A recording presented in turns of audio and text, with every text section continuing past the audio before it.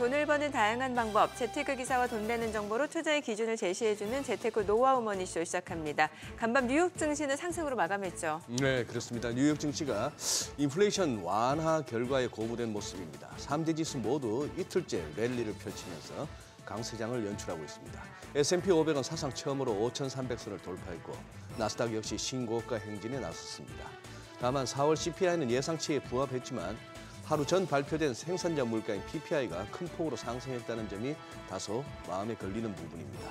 일단 시장은 이제 9월 금리 인하 가능성에 굉장히 방점을 찍으면서 빅테크 기업들 주가도 크게 올랐습니다. 특히 실적 발표 앞두고 목표가 계속 상향 저지되고 있는 엔비디아도 3%대 상승하며 시장을 주도하는 모습이고요. 반면에 밈 주식은 이틀 만에 또 이렇게 조금 기운이 빠지는 모습입니다. 자, 지표 해석은 언제든지 바뀔 수 있는 만큼 시장 훈풍 계속 이어질 수 있을지 한번 지켜보셔야 될 것 같은데요. 어제 우리 시장은 휴장이었습니다. 네, 어제 이제 석가탄신일로 하루 쉬고 이제 오늘 국내 증시 개장을 앞두고 있는 상황인데 뉴욕 증시 영향을 받아서 또 CPI 호재에 반응할지가 궁금한 상황입니다. 최근 코스피가 좁은 박스권에 갇혀서 지루한 등락을 보였던 만큼 또 오늘은 과연 어떤 흐름을 나타냈는지 증시타임에서 확인해 보겠습니다. 이제 5월달 종합소득세 신고 달이죠. 연말정산은 보통 회사에서 알아서 해주기 때문에 좀 어렵게 느끼시는 분들이 많지 않은 것 같은데 종합소득세는 이제 보통 개인이 따로 진행하다 보니까 매년 해도 좀 이거 어렵고 복잡한 것 같습니다. 네, 5월이 또 이렇게 머리 아픈 달이 되는 이유죠. 네. 종합소득세 신고도 어렵고 또 하다 보면 또 세금 금액에 또 깜짝깜짝 놀라게 됩니다. 최근에는 또 중고거래나 부업으로 자영업자와 프리랜서뿐만 아니라 근로소득자 중에서도 종합소득세 신고를 해야 하는 분들이 많이 늘어나고 있는데요. 5월만 되면 일어나는 종소세 신고 대란, 꼭 챙겨야 할 내용들 콕콕 절세 전략에서 자세히 살펴보겠습니다. 네, 지금 보고 계신 머니쇼 유튜브에서도 라이브로 시청 가능하니까요. 많은 시청 부탁드립니다. 그럼 먼저 빠르게 돌아가는 글로벌 증시 상황부터 정리해 볼까요? 도지은 아나운서 소식 전해주시죠. 굿모닝 마켓입니다. 잡힐 듯 잡히지 않던 미국 물가 드디어 둔화되는 걸까요? 6개월 만에 냉각된 CPI 수치에 금리 인하 기대감이 살아나고 뉴욕 증시는 더 탄력을 받는 모양입니다. 간밤 뉴욕 증시는 3대 지수가 모두 시원하게 상승해줬습니다. 모두 시원하게 상승해준 것 확인해 봤는데요. 다우지수 0.88% 상승해줬고 S&P 500은 1.17% 올라주면서 5,300선을 처음으로 돌파해냈습니다. 나스닥도 1.40% 상승해주면서 지수들 사상 최고치 또 경신해냅니다. 주요 종목들도 상황 보시면 섹터로는 기술주 상승세가 가장 강했습니다. 마이크로소프트가 1.75% 올라줬고 애플도 1.22% 상승했습니다. 엔비디아는 3.58% 급등해주면서 브로드컴이나 AMD 등 대체로 4%대 상승하는 등 반도체주들도 전체적으로 분위기 좋았습니다. 1위부터 5위 사이에서 아마존만 유일하게 약세 보이고 있습니다. 6위부터 10위도 보시면 메타도 2%대 상승에 성공을 해줬고요. 일라이릴리도 3%대 오름세 보였습니다. 참고로 중국산 전기차에 대한 미 행정부의 관세 부과 방침 소식에 급등했던 테슬라 2%대 가까이 하락했습니다. 주 초반 급등했던 밈주식 이틀 천하로 막을 내렸습니다. 대표적인 밈주식이죠. 게임스톱과 AMC 엔터테인먼트 홀딩스는 각각 18%와 20%대 급락했습니다. 결과적으로 발표된 물가지수가 모두 긍정적이었던 건 아닙니다. 하지만 시장이 긍정적으로 해석하고 또 그렇게 받아들였다는 게 중요한 지점이겠죠. 시간을 좀 돌려서 먼저 발표된 생산자 물가지수 PPI 먼저 확인해 보겠습니다. 전월 대비 0.5% 상승했고 전년 대비로는 2.2% 상승했습니다. 예상치가 전월비 0.3%였는데 이보다도 훨씬 높은 결과였죠. 그래서 장 초반에는 인플레이션이 악화되면서 금리 인하가 더 멀어질 수 있다는 우려에 흔들리기도 했습니다. 파월 의장도 도매 물가 발표를 의식한 듯 인내심이 필요하다고 지적하면서 시장을 안심시키는 발언을 내놨습니다. 여기에 시장은 예상보다 높은 물가가 지속되고 있는 것은 맞지만 노동부가 4월 물가를 내놓으면서 3월 결과치를 크게 하향 조정한 것을 감안하기도 했고 연준이 가장 중요하게 여기는 PC 물가지수에 영향을 주는 주요 항목인 병원비와 항공비 등이 둔화한 것도 위안거리로 삼았습니다. 덕분에 시장 심리는 크게 훼손되지 않고 상승세 이어갈 수 있었습니다. 그리고 다시 간밤 발표된 소비자 물가지수 CPI, 다행히 시장 예상치에 부합했습니다. 전년 대비 3.4% 상승했고 전월 대비 0.1%포인트 떨어졌습니다. 올해 들어서 전월보다 CPI가 떨어진 건 이번이 처음인데요. 변동성이 큰 에너지와 식품 가격을 제외한 근원 CPI도 전년 대비 3.6% 상승하면서 예상치에 부합했습니다. 드디어 미국 물가가 1분기 재상승세를 멈추고 2분기 첫 달인 4월에 안정세를 기록한 겁니다. 여기에 소비 둔화 조짐도 나타났습니다. 미국의 4월 소매 판매가 7,052억 달러로 전월 대비 변동이 거의 없었습니다. 미국 경제의 70%를 차지하는 소비가 주춤할 조짐을 보이고 있는 건데요. 물가와 금리가 상승하면서 미국 소비자들도 소비를 꺼리고 있는 것으로 해석됩니다. 덕분에 연준의 금리 인하 가능성은 더 커졌습니다. 실제 금리 선물은 연준이 9월에 금리 인하를 할 확률을 70% 이상으로 넘게 반영을 하고 있고요. 전문가들은 이제 연준이 올해 금리 인하를 하느냐에서 언제 하느냐로 이야기를 다시 전환해야 한다고 진단했습니다. 채권 수익률은 급락했습니다. 2년물은 4.7%대, 10년물은 4.3%대 기록했습니다. 한 달 만에 최저치 수준입니다. 국제 유가는 반등했습니다. WTI 배럴당 78달러 선에, 브렌트유는 배럴당 82달러 선에 오르면서 마감했는데요. 인플레이션 둔화로 글로벌 에너지 수요가 다시 커질 것이란 기대감이 작용한 것으로 보입니다. 올해 첫 물가 완화를 확인한 시장. 과연 이 기대감을 안고 상승 가속도가 더 붙는 쪽은 어디일지 지켜보시면 좋겠습니다. 굿모닝 마켓이었습니다.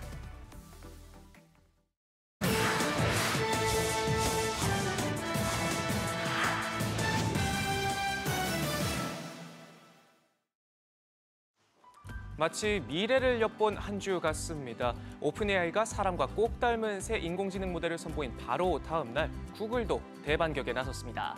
검색 엔진에 생성형 AI 제미나이를 탑재하는 초강수를 넣었는데요. 사람과 대하듯 자유롭게 원하는 주제를 검색할 수 있는데 직접 확인해 보시죠. Tell me when you see something that makes sound. I see a speaker, which makes sound.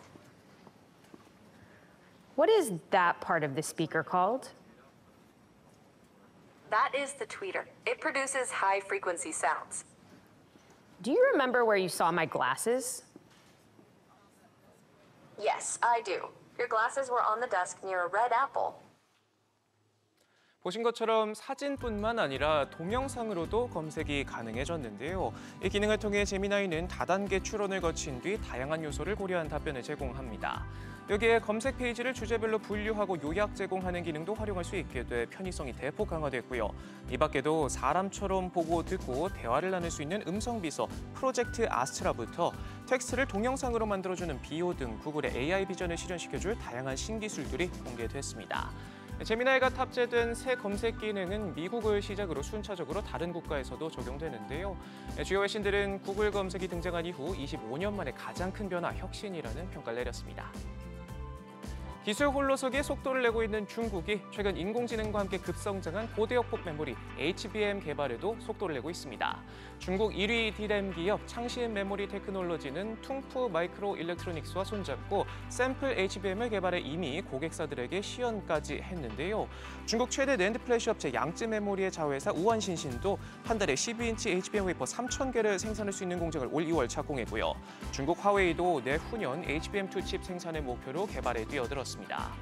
이들 기업은 모두 중국 반도체 굴기 선봉에 서 있는 회사들로 막대한 보조금을 지원받고 있습니다. 개발을 위한 장비 구입을 위해 한국과 일본 반도체 장비 회사들과도 정기적인 만남을 갖고 있는 것으로 전해졌는데요. 날로 거세지는 미국의 규제 압박에 자국 내 반도체 공급망 확보를 위해 발벗고 나선 모습입니다. 미국 정부가 보복 관세를 들고 중국 때리기에 나서고 있는 가운데 제3국을 경유해 들어오는 중국산 제품에 대해서도 조치에 나설 것을 시사했습니다. 그중에서도 중국의 저가 전기차 공사를 막기 위해 뒷문격인 멕시코를 틀어막겠다는 생각인데요.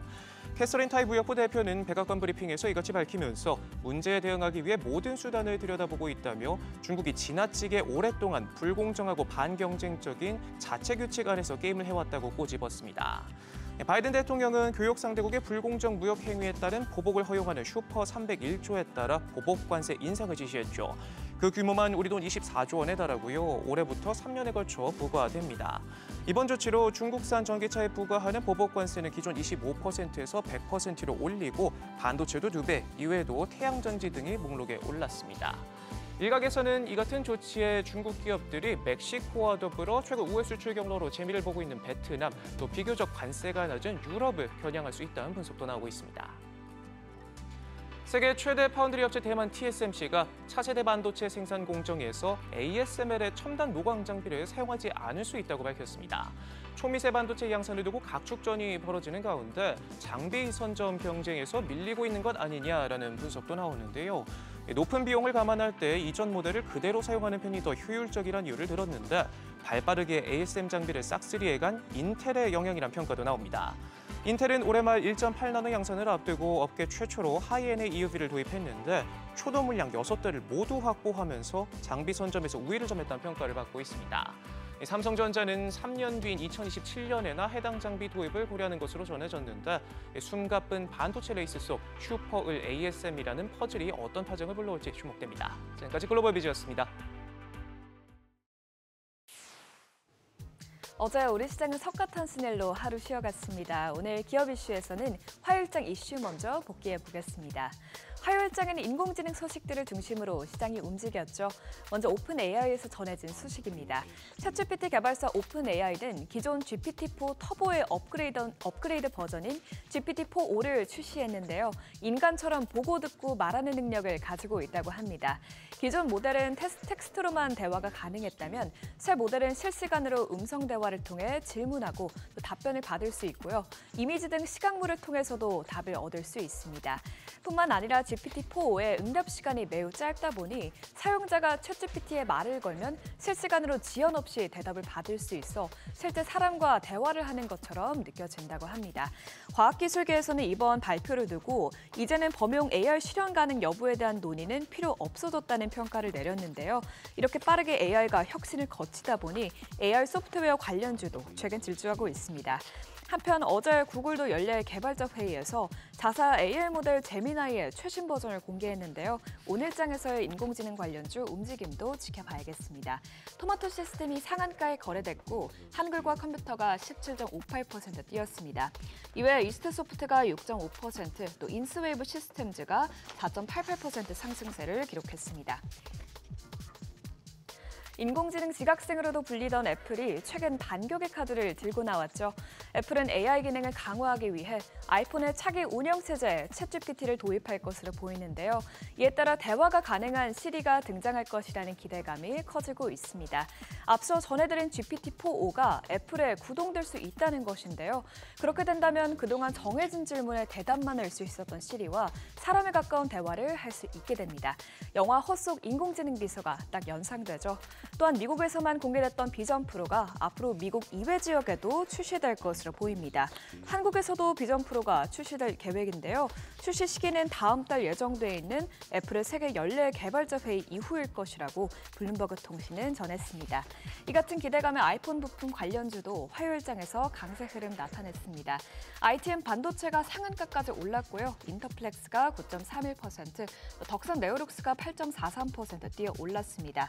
그 밖에 BH와 LG 이노텍이 각각 4.14%, 3.85%로 상승 마감했습니다. 인공지능 의료 관련 기업들이 잇따라 성과를 내놓으면서 최근 관련주들이 주목받고 있습니다.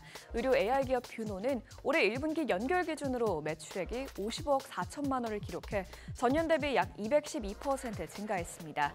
지난 분기보다도 12% 증가해 뷰노는 작년 1분기 이후 꾸준히 매출 증가세를 이어가고 있습니다. 해외 매출이 크게 늘어나면서 호실적을 기록했는데요. 뷰노는 올 1분기 해외 매출이 전년 동기 대비 약 190% 늘어나 실적 상승세를 보였습니다. 또한 딥노이드도 앞으로 국내외에서의 본격적으로 매출이 늘어날 것으로 전망됩니다. 딥노이드는 자산 AR 솔루션 딥유로를 의료기관에서 건강보험 비급여로 사용하면서 또 인도네시아 대학병원과 업무 협약을 체결하는 등 적극적인 해외 진출을 추진하는 것으로 알려졌습니다. 이에 따라 국내 의료 AI 업계도 주가 반등에 대한 기대감이 나오고 있는데요. 화요일장 마감 상황 보면 노을이 9.05%, 딥노이드가 8.8% 올랐고요. JLK가 4.83% 상승했습니다. 또 호실적을 공개한 뷰노가 3.46% 오름세 나타냈습니다. 화요일장에서 우리 시장은 미국의 대중관세 발표를 앞두고 철강주가 일제히 올랐는데요. 어제 바이든 대통령이 직접 중국산 제품에 대한 관세 인상을 발표했죠. 바이든 정부는 중국산 전기차에 대한 관세를 100%로 높인 데 이어 철강 및 알루미늄에 대한 관세도 현행 7.5%를 25%로 올리기로 했습니다. 이 같은 조치로 인해 일각에서는 미국에서 철강 유통량이 줄어 가격이 오르면서 국내 철강업계가 반사이익을 얻을 것이라는 분석이 나오고 있습니다. 이런 가운데 국내 철강업계도 중국산 후판에 대한 반덤핑 제소를 착수했습니다. 최근 중국산 저가 제품이 1, 2년 새 급격하게 늘어나면서 전체 시장 가격이 왜곡됐기 때문인데요. 국내 후판 유통가와 중국산 수입 물량과의 가격이 약 10% 가까이 차이 나는 것으로 알려졌습니다. 미국을 포함해 국내에서도 중국의 저가 공세를 막으려는 노력을 취하고 있는데요. 이런 대응책에 국내 철강 관련주도 들썩였습니다. 최근 호실적을 기록한 동국 CM이 12.24%, 또 세아 베스틸 지주가 8.16% 뛰었고요. 동국 제강이 2.47% 상승했습니다. 그 밖에 포스코 슬리온과 현대제철이 모두 1%대 상승세를 기록했습니다. 지금까지 화요일장 이슈 체크해봤습니다.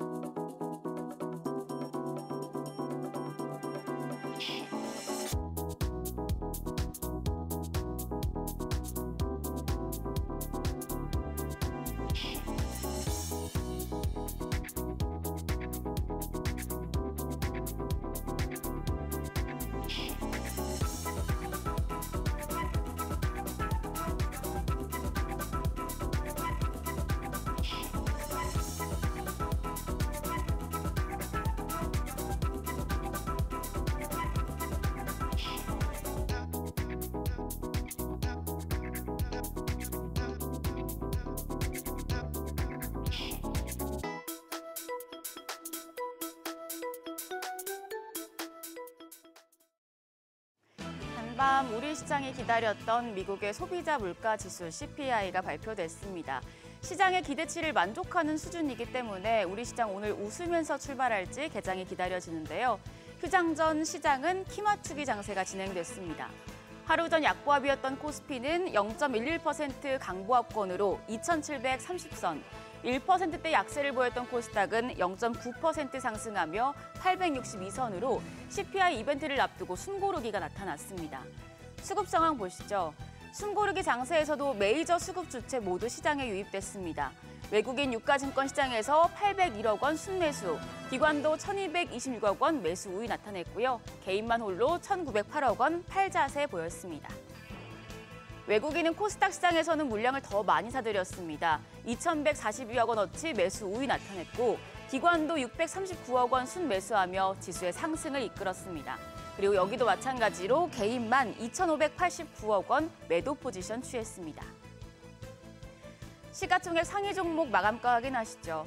유가증권 시장 이번 주 들어서 삼성전자는 약하고 SK하이닉스만 오르는 장세가 연출되고 있습니다. 전 거래일에도 삼성전자가 0.13% 추가 하락한 반면에 SK하이닉스 0.82% 상승해서 3거래일 연속 강세를 이어갔는데요. 우리가 쉬는 사이에 구글의 I.O. 2024에서 반도체 투톱에 긍정적인 영향을 줄 소식이 대거 나온 만큼 두 종목 모두 오늘은 동시에 오를 수 있을지 지켜보셔야겠습니다. 한편 최근 강세를 보였던 종목은 빠지고 약세를 보이던 종목이 오르는 양상이었는데요. 밸류업 기대로 수혜를 받던 KB금융 전장에서는 2.45% 낙폭을 기록했고 2차 전지 투심 약화로 조정을 받던 LG에너지솔루션과 포스코홀딩스는 각각 1.05%, 0.63% 반등에 성공했습니다. 코스닥 시장으로 자리를 옮겨보면 여기에서도 2차 전지 관련주인 에코프로가 3% 넘게 오르며 시총 2위 자리를 되찾았습니다. 반면에 HLB 3.47% 하락했고요. 이제 기다렸던 MSCI 지수 편입 결과가 나왔는데 편입된 종목 중에서 알테오젠이 6% 넘는 시세를 냈지만 엔캠은 2.16% 조정을 받았습니다. 환율은 CPI를 기다리며 박스권에서 전개됐습니다. 90전 올라서 1,369원 10전의 거래를 마쳤는데요. 간밤에 CPI 둔화로 달러 인덱스가 하락한 만큼 환율이 조금 더 진정될 가능성도 있겠습니다. 보통 금리와 헬스케어 주가는 역의 관계를 가져가죠. 이번 CPI 발표로 금리 인하 기대감이 더 커지며 제약바이오 업종에도 개발과 투자가 늘어날 것이란 전망이 나옵니다. 신한투자증권에서는 헬스케어 섹터 내에서도 플랫폼 바이오와 펩타이드 시장을 주목하라고 강조했습니다. 국내 제약바이오 산업 중 플랫폼 바이오는 약물 전달 시스템으로 지속적인 기술 이전을 통해 현금 흐름을 만들어낼 수 있어 리스크는 적고 수익 창출력이 높은 게 특징입니다. 최근 국내 바이오텍들이 글로벌 빅파마와 성과를 내고 있어서 관련 종목들을 주목해봐야 한다고 강조했고요. 또 하나는 펩타이드입니다. 비만 치료제와 방사성 의약품으로 펩타이드 전달 기술, 그리고 펩타이드 약물의 전성기가 올 것이라는 분석을 내놨는데요.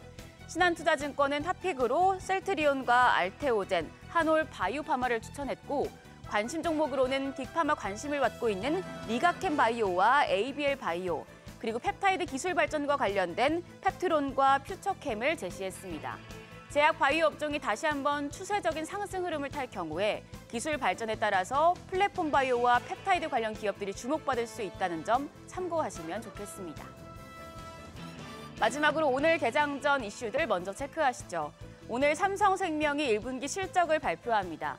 최근 보험사들이 보험계약 마진이 작년보다 늘고 배당 같은 주주환원 기대가 커지면서 주가가 오름세인데 삼성생명도 실적 발표 이후에 추가적인 상승 흐름 탈 수 있을지 지켜보셔야겠습니다. 한편 현지 시간 오늘 아마존이 웹서비스 서밋을 개최합니다. AI 관련주, 구글의 연례개발자 회의에서 나온 소식들로 오늘장에서 수혜를 받을 수 있겠는데요. 아마존의 서밋까지 주가에 훈풍을 더해줄지 주목되고 있습니다. 또 미국 FDA에서 HLB 표적 항암제인 리보세라닙에 대한 본 심사를 마무리하고 허가 여부를 결정하는데요. HLB 관련주 기대감이 주가에 반영될지에도 관심이 모아지고 있습니다. 그리고 TA항공이 처음으로 유럽 노선을 취항하는데 TA항공 1분기 창사 이래 최대 매출을 낸 이후에 실적이 이 부분을 반영하면서 계속해서 날아오를 수 있을지도 관건입니다. 전 거래 시간외 거래에서는 화장품 관련주가 상승했습니다. 중국 증시 화랑에 호실적까지 더해지면서 한국 화장품과 한국 화장품 제조, 이츠한불과 코리아나 등이 오름세를 나타냈는데요. 키 맞추기 장세를 보였던 우리 증시가 미증시와 연동돼서 활짝 웃으면서 출발할지 지켜보셔야겠습니다. 지금까지 어제장 오늘장이었습니다.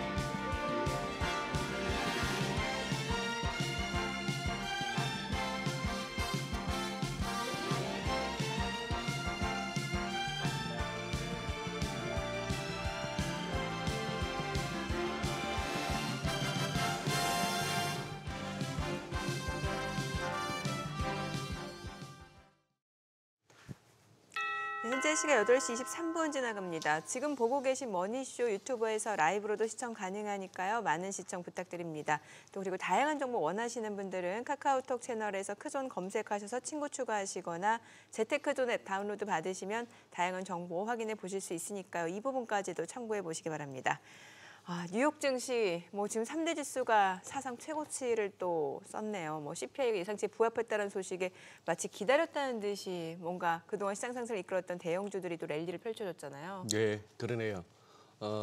이틀에 걸쳐서 PPI 먼저 나오고 그다음에 어제는 CPI 또 소매 판매까지 나오는 그런 지표들 해석하면서 시장이 나름 단기적인 방향은 잡은 것 같습니다. 네. 국채 수익률 훅 떨어졌죠. 그러게요. 따라서 달러도 많이 약해지고 그러면서 3대 지수 사상 최고치 경신 네. 이렇게 된다면은 당장 길게는 못 보더라도 일단 이 랠리가 굉장히 네. 진짜 그야말로 저는 그날 어제 같은 지표는 그렇다 치더라도 처음에 PPI 나왔을 때 0.5%나 전월비 올랐을 때 시장이 일단 처음에 찔끔하다가 그냥 바로 돌려 세웠단 말이죠. 네네. 여러 가지 내부적인 해석도 있고 뭐 했습니다만 파월 의장의 발언도 영향을 미쳤다고 하는데 저는 그게 너무 재밌었어요.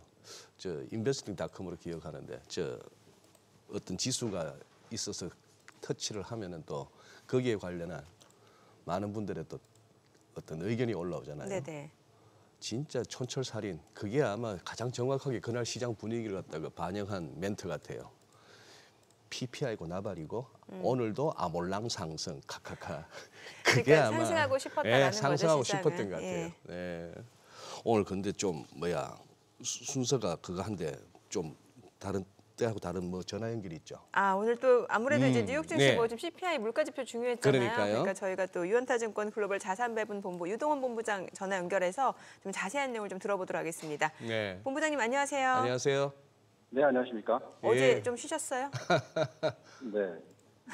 아, 모처럼 쉬셨네요. 아니, 뉴욕 증시가 지금 3대 지수 모두 많이 올랐잖아요. 사상 최고치. 네. 네, 아무래도 이 4월 CPI가 또 예상치에 부합했다. 이 부분이 좀 시장 상승을 이끌었던 재료가 아니었나 싶거든요. 네, 저희가 지난 2달 동안 계속 말씀드렸던 내용인데, 이 5월 15일 CPI 숫자가 4월달 숫자가 변곡점이 될 거다라고 말씀을 드렸고요. 기본적으로 1, 2, 3월 세게 움직였던 시장이 4월달, 5월달에 좀 조정을 받는 모습 보여줬던 이유가 이 인플레이션 숫자, CPI 숫자가 예상보다 높게 나오는 추세가 2달 연속으로 이어졌기 때문에 그렇습니다. 그렇지만 이제 이번에 발표될 내용을 보면서 저희가 말씀드렸던 거는 예상보다 낮게 나올 거다, 더 하락할 거다라고 말씀을 드렸고요. 그런 부분들이 지금 반영이 되면서 시장이 다시 주도주 위주의 상승으로 가고 있기 때문에 상당히 좋은 모습입니다. 만약에 며칠 전에 뭐 밈 주식들이 계속 올라가는 것 위주로 시장이 올라갔다면 상당히 안 좋은 모습이 될 텐데요. 이번 어제 오늘 아침까지의 시장을 보시면은 밈 주식은 큰 폭으로 다시 하락을 했고 주도주 우리가 흔히 얘기하는 AI 관련주들, AI 하드웨어 쪽에 위주로서의 상승을 두드러지게 보이는 모습이 나오고 있습니다. 그렇기 때문에 저희가 계속 말씀드렸던 그 컵핸들 차트, 과거 2021년, 2022년 고점을 뚫고 완전히 올라가는 모습을 보여주고 있기 때문에 지금부터 앞으로 글쎄요, 1년, 2년, 뭐 길게 보면 4년까지도 상승 추세로 갈 수 있는 부분들이 있습니다. 어쨌든 펀더멘털 계속 보면서 판단해야 될 것 같고요. 지금은 그냥 뭐 아무렇게나 올라가는 장 전혀 아닙니다. 네. 기본적으로 펀더멘털을 보면서 판단하시기 중요할 것 같습니다. 네. 아무렇게나 올라가는 장은 아니다. 야, 지금 우리 유 본부장 사진 보니까 요즘 우리 유동훈 본부장님의 어떤 그 현황을 갖다가 딱 보여주는 사진 같아요. 갑자기 아주 젊어 보이시고 자신만만해 보이시고. 그래요. 보기 좋습니다. 지금 이제 갑자기 시장에서 또 이제 금리 인하 그 시점에 대한 어떤 시장의 베팅이 또 달라지기 시작했는데 이제 이렇게 되니까 9월은 거의 뭐 할 것 같다 쪽으로 가고. 그런데 우리 유 본부장께서는 7월을 보셨잖아요. 여전히 그 뷰는 유효합니까? 네, 7월부터 내릴 수 있을 거라고 말씀을 드리는 거고요. 네. 그거는 이제 4월달 숫자 나왔고 이제 앞으로 5월, 6월 숫자를 확인하게 되면 계속해서 예상보다는 낮게 나오는 하락 추세를 이어갈 거라고 생각이 듭니다. 그리고 연말까지 예측되는 부분은 아무래도 2%대 초반, 그러니까 뭐 2.3에서 2.5% 사이까지도 떨어질 거라고 예측을 할 수가 있기 때문에 이런 추세적인 상황이라면 뭐 저희가 생각할 땐 7월 달에 충분히 내려줄 수 있을 거다라고 생각을 합니다. 물론 뭐 더 기다릴 수도 있어요. 중요한 부분은 너무 금리를 많이 내려줄 필요가 없는 환경입니다. 너무 많이 내려주면 오히려 우리가 흔히 얘기하는 멜탑이라고 해서 과한 거품이 만들어질 수 있습니다. 그래서 미 연준이 앞으로 계속해서 이제 금리에 있어서는 내려줄 거다, 근데 천천히 내릴 거다 이런 메시지 전달이 이어질 거고요. 그렇다면은 사실 뭐 7월에 내려주냐, 9월에 내려주느냐 그건 큰 이슈가 아닌 것 같다라고 생각이 듭니다. 네, 앞서서 이제 본부장님은 지금 뉴욕 증시 이유 있는 상승이다라는 말씀을 주셨고 또 랠리가 좀 이어질 수 있다라는 말씀을 주셨는데 그러면 혹시 언제까지 랠리가 이어질 수 있을 거라고 보시나요? 네, 뭐 현대 차트로 계산을 하자면 상승장이 올해 연초 대비해서 향후 3년, 뭐 2년에서 3년, 뭐 길면은 4년까지 이렇게까지 예측할 수 있는데 그건 사실 크게 의미가 없고요. 우리가 지금 계산해야 되는 부분은 현재 실적을 가지고 어느 정도 적절한 가치인가를 보는 겁니다. 저희가 계속 말씀을 드렸지만 S&P 500에 있어서 현재의 금리 대비해서 연말까지 4%대로 10년 국채 금리가 떨어질 거라고 예측을 한다면 네. 적절한 S&P 500 지수는 5,700에서 5,800 정도가 나온다라고 말씀을 드렸고요. 그렇기 때문에 그런 정도까지의 어떤 흐름이다고 생각하시면 될 것 같습니다. 그리고 더 중요한 거는 이제 내년으로 계산했을 때 내년에 또 이익 증가율이 지금 S&P 500 컨센서스가 14% 정도 상승을 할 거다라고 예측이 되고 있어요.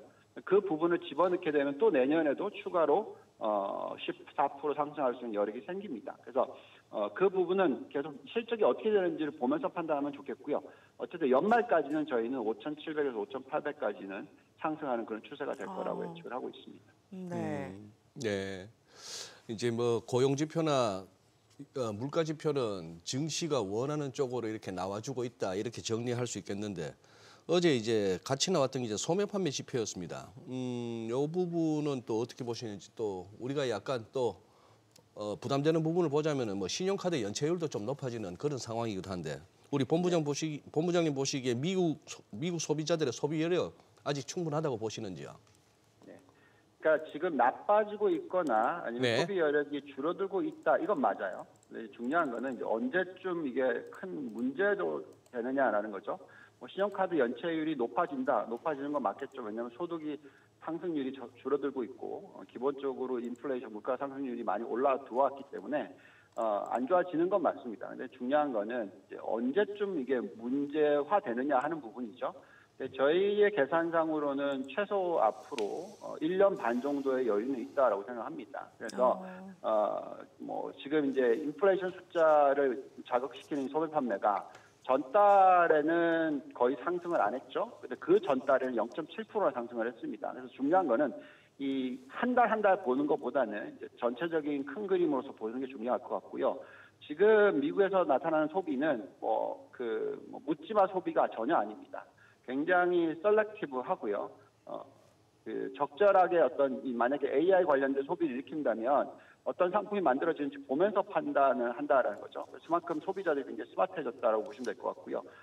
그렇다면은 이거는 인플레이션을 자극하지 않습니다. 그러니까 묻지마 소비가 일어나면 인플레이션 자극하게 되고 이에 따라서 금리를 오히려 올려줘야 되는 그런 문제가 나오겠지만 현재 시점에서는 여력이 앞으로 1년 반 정도는 충분히 있다라고 생각하고 더 이어질 수 있는 이유가 그만큼 묻지마 소비가 일어나지 않기 때문이다 판단을 하고 있습니다. 네.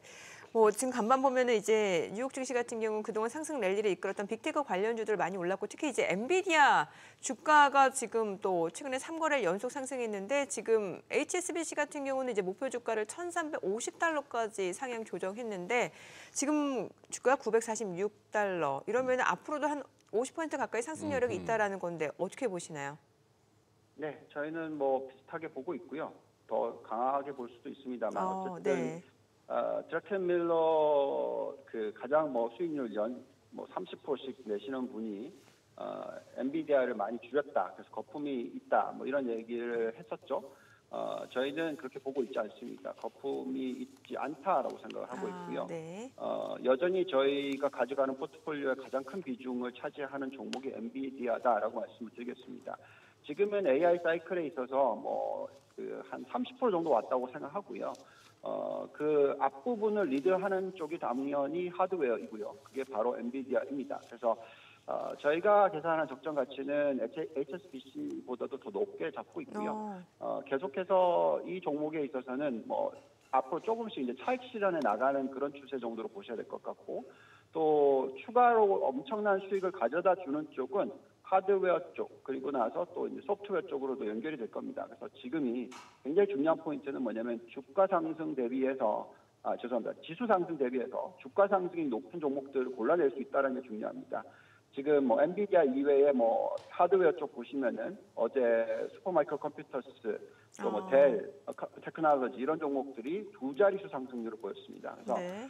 이런 쪽이 지금은 주도주다라고 생각하시면 될 것 같고요. 계속해서 IT 위주 AI 관련주들에 대한 초점은 유효하다라고 판단이 듭니다. 네, 알겠습니다. 오늘 내용 잘 들었습니다. 전영길 고맙습니다. 감사합니다. 네. 자, 그럼 저희 또 바로 모셔보도록 하죠. 예. 메리츠증권의 강재원 부장님 함께합니다. 어서 오세요. 어서 오십시오. 안녕하십니까? 우리 목남이 강 부장님. 네, 감사합니다. 혹시 지금 유동훈 본부장께서 이렇게 뉴욕장 우리 이틀 동안을 갖다 이렇게 정리해 주시는데 혹시 강 부장님 조금 첨언하실 내용이 있으십니까?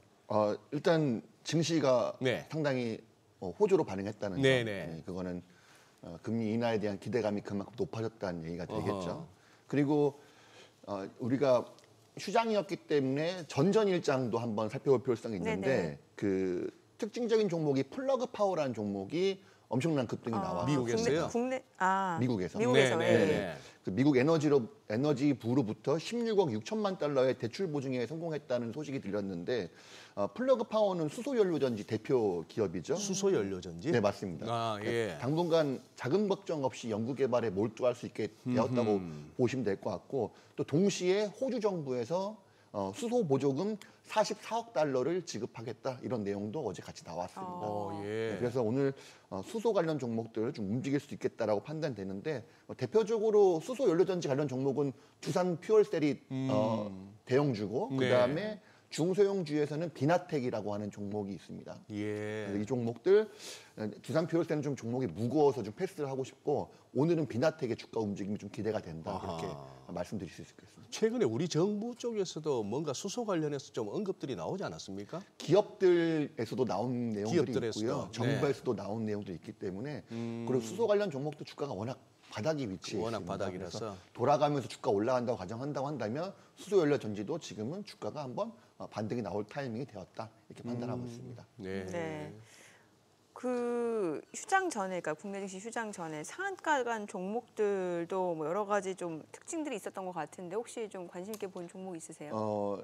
일단 SK이터닉스가 신규 상장 SK 종목인데 주가가 많이 빠졌겠다가 네네. 급등을 크게 한 거였고 그다음에 ITM 반도체는 굳이 따지자면 전력 반도체 쪽에 좀 가깝지 않을까. 이게 전기를 저항을 줄여서 원활하게 전력을 공급하는 그런 거기 때문에 그다음에 토마토 시스템이 좀 특징적이죠. AI 소프트웨어. 최근에 제미나이 요거하고 예. 뭐 오픈 AI도 예. 새로운 어떤 출시를 했던 부분들. 그래서 오늘 AI 소프트웨어 쪽에 좀 주가가 좀 움직일 수 있겠다 이런 생각이 드는데 토마토 시스템도 이런 이유들 때문에 주가가 오른 것이 아닐까 이렇게 판단하고 있습니다. 지금 뭐 오늘은 제미나이 아까 동영상을 보면서 제미나이가 응답하는 내용 보니까 저 처음에는 좀 나왔을 때 좀 너무 급하게 나와서 조금 미진한 부분도 있었는데 기대해. 근데 또 기술이라는 게 빠르긴 빠르대요. 얼마 안 됐는데 또 저 정도까지 왔고. 그건 인정을 하겠습니다. 진짜 저쪽은 빨리 발전하고 금방금방 우리 현실에 적용되는데 지금 그러면 예를 들어서 우리 국내 이제 토마토 시스템을 언급을 하셨는데 어떤 식으로 연결되는 거예요?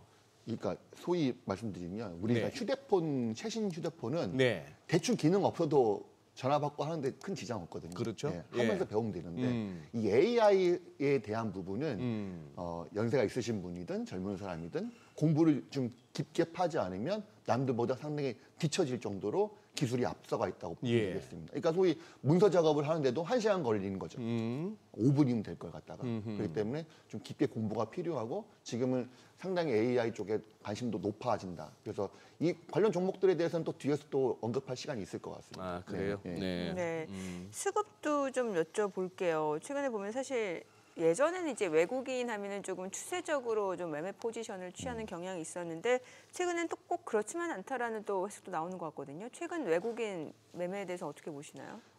국내 주식시장이 천하제일 단타 대회라고 불릴 정도로 상당히 미국 시장 대비 취약한 건 사실입니다. 예. 그래서 그래도 장기 우상향 종목들은 외국인들은 계속 꾸준하게 매집하는 모습은 보이긴 하거든요. 예를 들어서 현대 일렉트릭, HD 네네. 현대 일렉트릭 같은 종목은 단타는 하긴 하지만 기둥은 지켜가는 거죠. 예를 들어서 80% 기둥은 지켜가면서 20% 가지고 단타를 치는 겁니다. 네. 근데 물량이 크니까 20%만 팔아도 주가는 확 밀려서 이거 조정 나오는 거 아니야? 겁을 줄 수 있을 만한 물량은 되는 거죠. 근데 전체 길게 누적 매수로 봤을 때는 계속해서 물량은 늘려가고 있는 모습을 확인할 수가 있습니다. 문제는 최근에 갑자기 급등하는 종목도 있는데 그런 종목들이 좋은 뉴스도 많이 나오고 개인들을 상당히 현혹시킬 수가 있는 거죠. 네. 이런 종목들은 외국인들도 단타를 치고 포트에서 아예 제외를 시키기도 합니다. 그런 종목들을 조심해야 되기 때문에 갑자기 급등이 나오는 종목들은 세 가지를 좀 조심해야 될 것 같습니다. 첫 번째, 급등하는 종목 따라잡지 말고 네. 그냥 지켜만 보다가 눌림목에서 접근하기. 두 번째는 방망이를 짧게 잡기. 수익을 너무 길게 보지 말 것. 네. 그다음에 세 번째는 신용 레버리지를 쓰지 말자.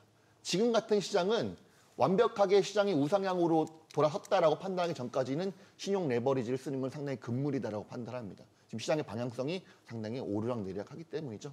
조금만 조정이 나와도 신용 레버리지는 털릴 수가 있기 때문에 현 시점에서는 조심해야 될 것 같고 정말 대세 상승으로 이어질 때 그때 레버리지를 쓰시면 되겠습니다. 부장님 보시기에 최근에 신용 규모가 어떻습니까? 좀 늘어나는 추세입니까? 상당히 좀 위험한 수준까지 올라온 것 같아요. 위험한 수준까지. 예. 한번 좀 밀려 나갈 수는 있겠죠. 근데 현 시점은 그렇게 걱정할 타이밍은 아닌 것 같다. 과거 5월이 셀 메이라고 말씀드렸었는데 네. 6월, 7월까지 대선 때문에 주가가 더 강할 수가 있다. 이런 전망들이 우세하고 있는 것 같고 생각보다 5월 장이 견조하게 버텨지고 있습니다. 그러네요. 저 천하제일 단타 대회는 저도 몇 번 들었습니다만 저게 이제 거의 우리 증시에서 여의도에서 공식 용어가 됐구만요. 맞습니다. 제가 만약 미국에 있는 돼서 증시 투자를 했다고 한다면 월스트리트에 근무했다면은 네. 지금부터 좀 더 스트레스 덜 받으면서 쉬운 스트레스 덜 받으면서. 그렇죠. 네, 근데 국내 국내는- 증시가 그런 뉴욕 증시에서 이렇게 매매를 하게 그렇죠. 되면 내가 월스트리트 네. 근무한다고 한다면 네네네네. 월급도 더 많이 받고 좀 더 얌전하게 편안하게 근무를 했겠죠. 근데 지금은 항상 그 단기 트레이딩을 잘할 수 있는 사람들이 여의도에서는 좀 살아남는 그런 경향이 좀 있는 것 같아요. 손 빠른 사람. 그렇죠. 손이 빠르고 시장 트렌드에 민감하게 반응할 수 있고 그러다 보니 외국인들도 마찬가지로 수급으로서 밀어붙이는 거는 이제 한계가 있기 때문에 단기 트레이딩도 상당히 많이 하고 있는 것으로 판단하고 있습니다. 네.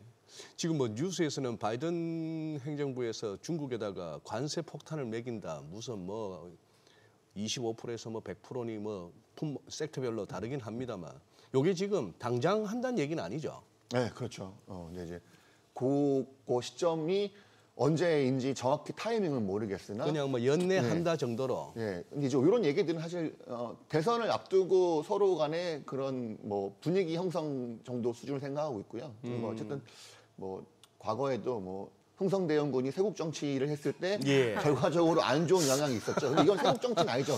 중국만 배제하는 거니까 그럼 왕따가 되는 건가요? 이게 더 글로벌적으로는 안 좋아 보이긴 하는데 어쨌든 현 시점에서는 이런 이유들 때문에 중국 증시가 조금 눌리는 영향들이 있는 것 같다 이렇게 생각하면 되겠습니다. 반대로 국내 증시에서는 이제 그 미중 갈등이 격화되면서 좀 반사이 기대되는 섹터들 예를 들면은 뭐 중국산 철강이나 알루미늄의 관세 인상 이 방침은 국내 증시 쪽에서 관련 섹터는 또 어느 정도 반사이익에 대한 기대감이 있다 보니까 또 관련주들 특히 중소형 철강주들이 최근에 네. 많이 투자자 관심을 받고 있는 상황이잖아요. 주가 흐름 상당히 최근에 예. 좋았죠. 근데 네. 현재의 이 종목들의 가격 구간은 좀 위험 구간이라고 판단하고 너무 있습니다. 단기에 급등했기 그렇죠. 때문에. 이미 많이 좀 올라왔다. 그래 그렇죠. 보시는 네. 단기 트레이딩에 능한 투자자라고 한다면 모르겠지만 개인 투자자들은 좀 조심해야 될 구간이 온 것 같고 알루미늄 가격이 올라서 수혜주를 사는 케이스는 좀 건강에 좀 해로워요. 왜냐하면 주가가 혹시 밀리면 계속 알루미늄 가격만 보고 해야 되거든요. 그러니까 주가를 보는 게 아니고 알루미늄 가격을 맨날 보고 있는 거죠. 아침에 일어나서 보고 자기 전에만 보고. 그리고 나서 알루미늄 가격이 올랐는데 주가가 안 오르면 왜 안 오르지? 답답한 거죠. 이게 이런 투자 패턴이 좀 좋아 보이진 않는다. 그래서 가격 정보들을 먼저 확인한 외국인들과 기관들은 이런 종목에서는 단타를 칠 수가 있습니다. 그래서 단타 치고 시장에서는 가격 오른다라고 분위기 조성하고 외국인들은 떨고 나가고 이거 충분히 가능한 일이기 때문에 개인들이 승부 보기에는 조금 어려운 섹터가 이런 원자재 관련 종목들로 움직이는 종목들이 아닐까 판단하고 있습니다. 중소형 철강주도 마찬가지 관점이세요? 종목마다 특징은 있겠지만 그 종목 자체가 실적이 좋아서 올라오는 것과 그냥 알루미늄 가격이 오르기 때문에 그 기대감 때문에 주가가 움직이는 거하고는 별개의 문제다 그렇긴 저는 이렇게 하죠. 판단하고 있습니다. 야 이게 저도 뭐 방송에서나 사적으로나 막 쓰는 용어였는데 막상 우리 강 부장님 말씀 중에 이렇게 얘기하시니까 단타를 칩니다 이렇게 하니까 들으면서 가슴이 좀 쿵하네요. 우리 단기 트레이딩 관점에서 접근 이렇게 하시죠. 네, 알겠습니다. 단기 트레이딩. 아, 소장님이 그런 말씀을 하시네요. 아우, 저도 그러고 보니까 어디 가서 막 단타 친다 이런 소리 네, 좀 그러네요. 그렇죠. 막상 이 자리에 앉으시니까 좀 그래요. 조심스럽게 되죠. 제가 참, 저도 참 철없었네요. 갑자기. 단기 트레이딩. 네. 조선주도 한번 여쭤볼게요. 최근에 좋았잖아요. 조선주하고 또 아예 해운까지도 한번 엮어서 한번 좀 듣고 싶은데요. 기관과 외국인 수급이 상당히 좋아지고 있는 거는 있다. 사실이고요. 장기간 소외되었던 업종이기 때문에 가격 부담감은 적은 것도 사실입니다. 네. 근데 이제 해당 종목들 역시 눌림목이 나오지 않는다면은 현 시점에서 달리는 말이 올라타기 좀 부담스럽다라고 말씀드리고 싶고, 왜냐하면 조선주들은 조정이 한번 나오면 그게 막 다이나믹하게 움직이는 종목이 아니다 보니까 한 달 가까이 조정도 나오긴 해요. 그럼 네. 개인들이 버티기가 좀 어렵죠. 네, 그래서 그리고 상승 탄력도 역시도 일반 주도주 대비했을 때 세게 움직이는 종목들은 아닙니다. 뭐 2%, 3% 이렇게 움직이기 때문에. 그래서 깊은 눌림목이 나오면 뭘까? 일단은 조금 한 시점에서는 좀 관망세 이렇게 말씀드리고 싶습니다. 그럼 최근에 그 상장한 HD 현대마린 솔루션 같은 경우는 어떻게 보는 게 좋을까요? 신규 상장 종목은 저에게 묻지 마세요. 아, 아주 안 좋은 촉들이 많습니다. 이게 완전 수급으로 움직이는 거잖아요. 그러다 보니까 뭘 어떤 분석이나 예. 전망이란 게 엄밀히 따지면 그 눈을 감고 장님이 코끼리 다리 만진 느낌이랄까요? 그 정도로 신규 상장 종목들은 나의 의지와 무관하게 주가가 움직이는 경향이 좀 많았던 것 같습니다. 그러니까 이건 되게 경험에서 나온 말씀이신 것 같네요. 네, 맞습니다. 네. 실제로 접근을 했다가 네. 수익보다는 손실을 본 경험이 많으셨기 때문에 네, 그리고 심지어 지쳐서 팔고 나면 주가가 날아간 경험도 많이 해봤습니다. 지쳐서 팔고, 팔고 나면. 나오니까 주가가 날라. 네, 그런 경험도 많이 했어요. 그래서 결국은 신규 상장 종목들은 워낙 이제 그 오버행 과거에 갖고 있었던 신규 투자자들이 많지 않습니까? 예. 과거 투자자들이 그 물량이 쏟아져 나올 때까지는 좀 안전도가 좀 부족한 것 같아요. 언제 갑자기 밀려도 쏟아져 나와도 모르기 때문에. 그래서 그러니까 주가 변동성이 클 수 있다. 변동성이 크고 또 우리 수급의 영향을 많이 받는 종목들이라 별로 선호하지 않는다 이렇게 말씀드리겠습니다. 네네. 우리 강 부장님의 매력이 저 같아요. 저 솔직하심. 그리고 또 진짜 또 직설적으로 직설적이시고 말씀을 주시고. 아주 좋습니다. 그리고 그 현장에서의 그 느낌, 네, 경험 맞습니다. 이런 것 다 그대로 뭐 녹여내시니까 사실 개인 투자자분들도 그래요. 이런 종목들 좀 지쳐서 빠져나오고 나면 그러고 나면 다 또 종목들 주가 급등하거든요. 네. 그러면 그게 진짜 힘든 거예요. 네. 참 네. 그렇죠. 네. 개인 의견일 뿐 회사 의견은 아닌 걸 말씀드리고 싶습니다. 네. 그냥 개인의 의견에 불과합니다. 아니 지금 어쨌거나 요 뭐 조선주와 해운 쪽도 그렇고 뭐 이렇게 신규 상장도 그렇고 강 부장님의 기본적인 어떤 현 시장에 대한 그 접근은 보니까 이게 무슨 추세적으로 뭘 기대하기보다는 짧게 대응하라 이렇게 이제 보여집니다. 근데 해운주는 좀 다른 거 아니에요? 최근에 운임지수가 올라간다라는 거는 사실 실적으로도 연결될 수 있는 거잖아요. 네, 맞습니다. 네. 근데 많이 올랐죠. 많이 올랐다. 네, 단기간에 많이 올랐죠. 그럼 그 연장선상에서 지금 가장 이렇게 핫한 섹터 전선, 전력, 설비 쪽 이쪽은요? 저는 여전히 매우 좋게 보고 있고 매우 좋게 보고. 이 전력 센터를 말씀하시니까 더 드리고 싶은 말씀이 네. AI 데이터 센터에 전력 설비가 많이 들어가고 여기에 파생된 하나의 새로운 섹터를 제가 찾아냈습니다. 뭐예요? 뭐죠? 바로 슈퍼 커패시터. 슈퍼 커패시터. 슈퍼커패시터. 이거 좀 말씀드리자면 아직 섹터 분류에도 없는 섹터거든요. 근데 네. 제가 봤을 때 이거 분명 섹터로 충분히 가능할 것 같아요. 왜냐하면 이거 하고 있는 기업들이 그래도 좀 있으니까. 전력기기 강 부장님이 그러면은 찾아낸 섹터라고 봐야 되나요? 그렇죠. 사실 업종은 있었겠지만 섹터 분류에 나와 있지 않기 때문에 이게 제가 최초로 얘기하는 하나의 섹터가 될 수도 있겠다 이렇게 말씀드리는 겁니다. 아. 네, 그렇죠. 설명을 좀 드려볼까요? 네네네. 아, 그렇죠. 궁금해지네요. 네, 그 전력기기 수요가 증가하면 내부에 반드시 들어가야 되는 부품이 있는데 그게 바로 슈퍼 커패시터고요. 그 콘덴서입니다. 콘덴서. 콘덴서가 네, 전기 용량과 성능을 중점적으로 강화하게 되면 슈퍼 커패시터가 됩니다. 그러니까 전자 회로를 안정적으로 동작하기 위해서는 반드시 필요한 부품이 컨덴서인데 보통 주전력이 끊어진 경우에 소전력을 공급하기 위해서 목적으로 사용되고 있고 기기 내부에 성취가 되고 있고 정전 시에 순간적으로 고출력의 전기를 제공함으로써 이 전력을 안전하게 공급시켜주는 에너지 장치입니다. 뭔가 대기 전력 그렇죠. 장치네요. 맞습니다. 예. 예, 일반 배터리에 대비했을 때 에너지 저장량은 100분의 1밖에 안 되지만 네네네. 순간 출력은 100배 이상 높아요. 그래서 대상물의 전원이 나갔을 때 예를 들어서 순간적으로 데이터 센터가 전원이 확 나갔다. 예. 그러면 이거를 백업을 지켜주는 역할을 하는 것이 바로 슈퍼 커패시터다. 슈퍼 커패시터. 네, 보시면 되겠습니다.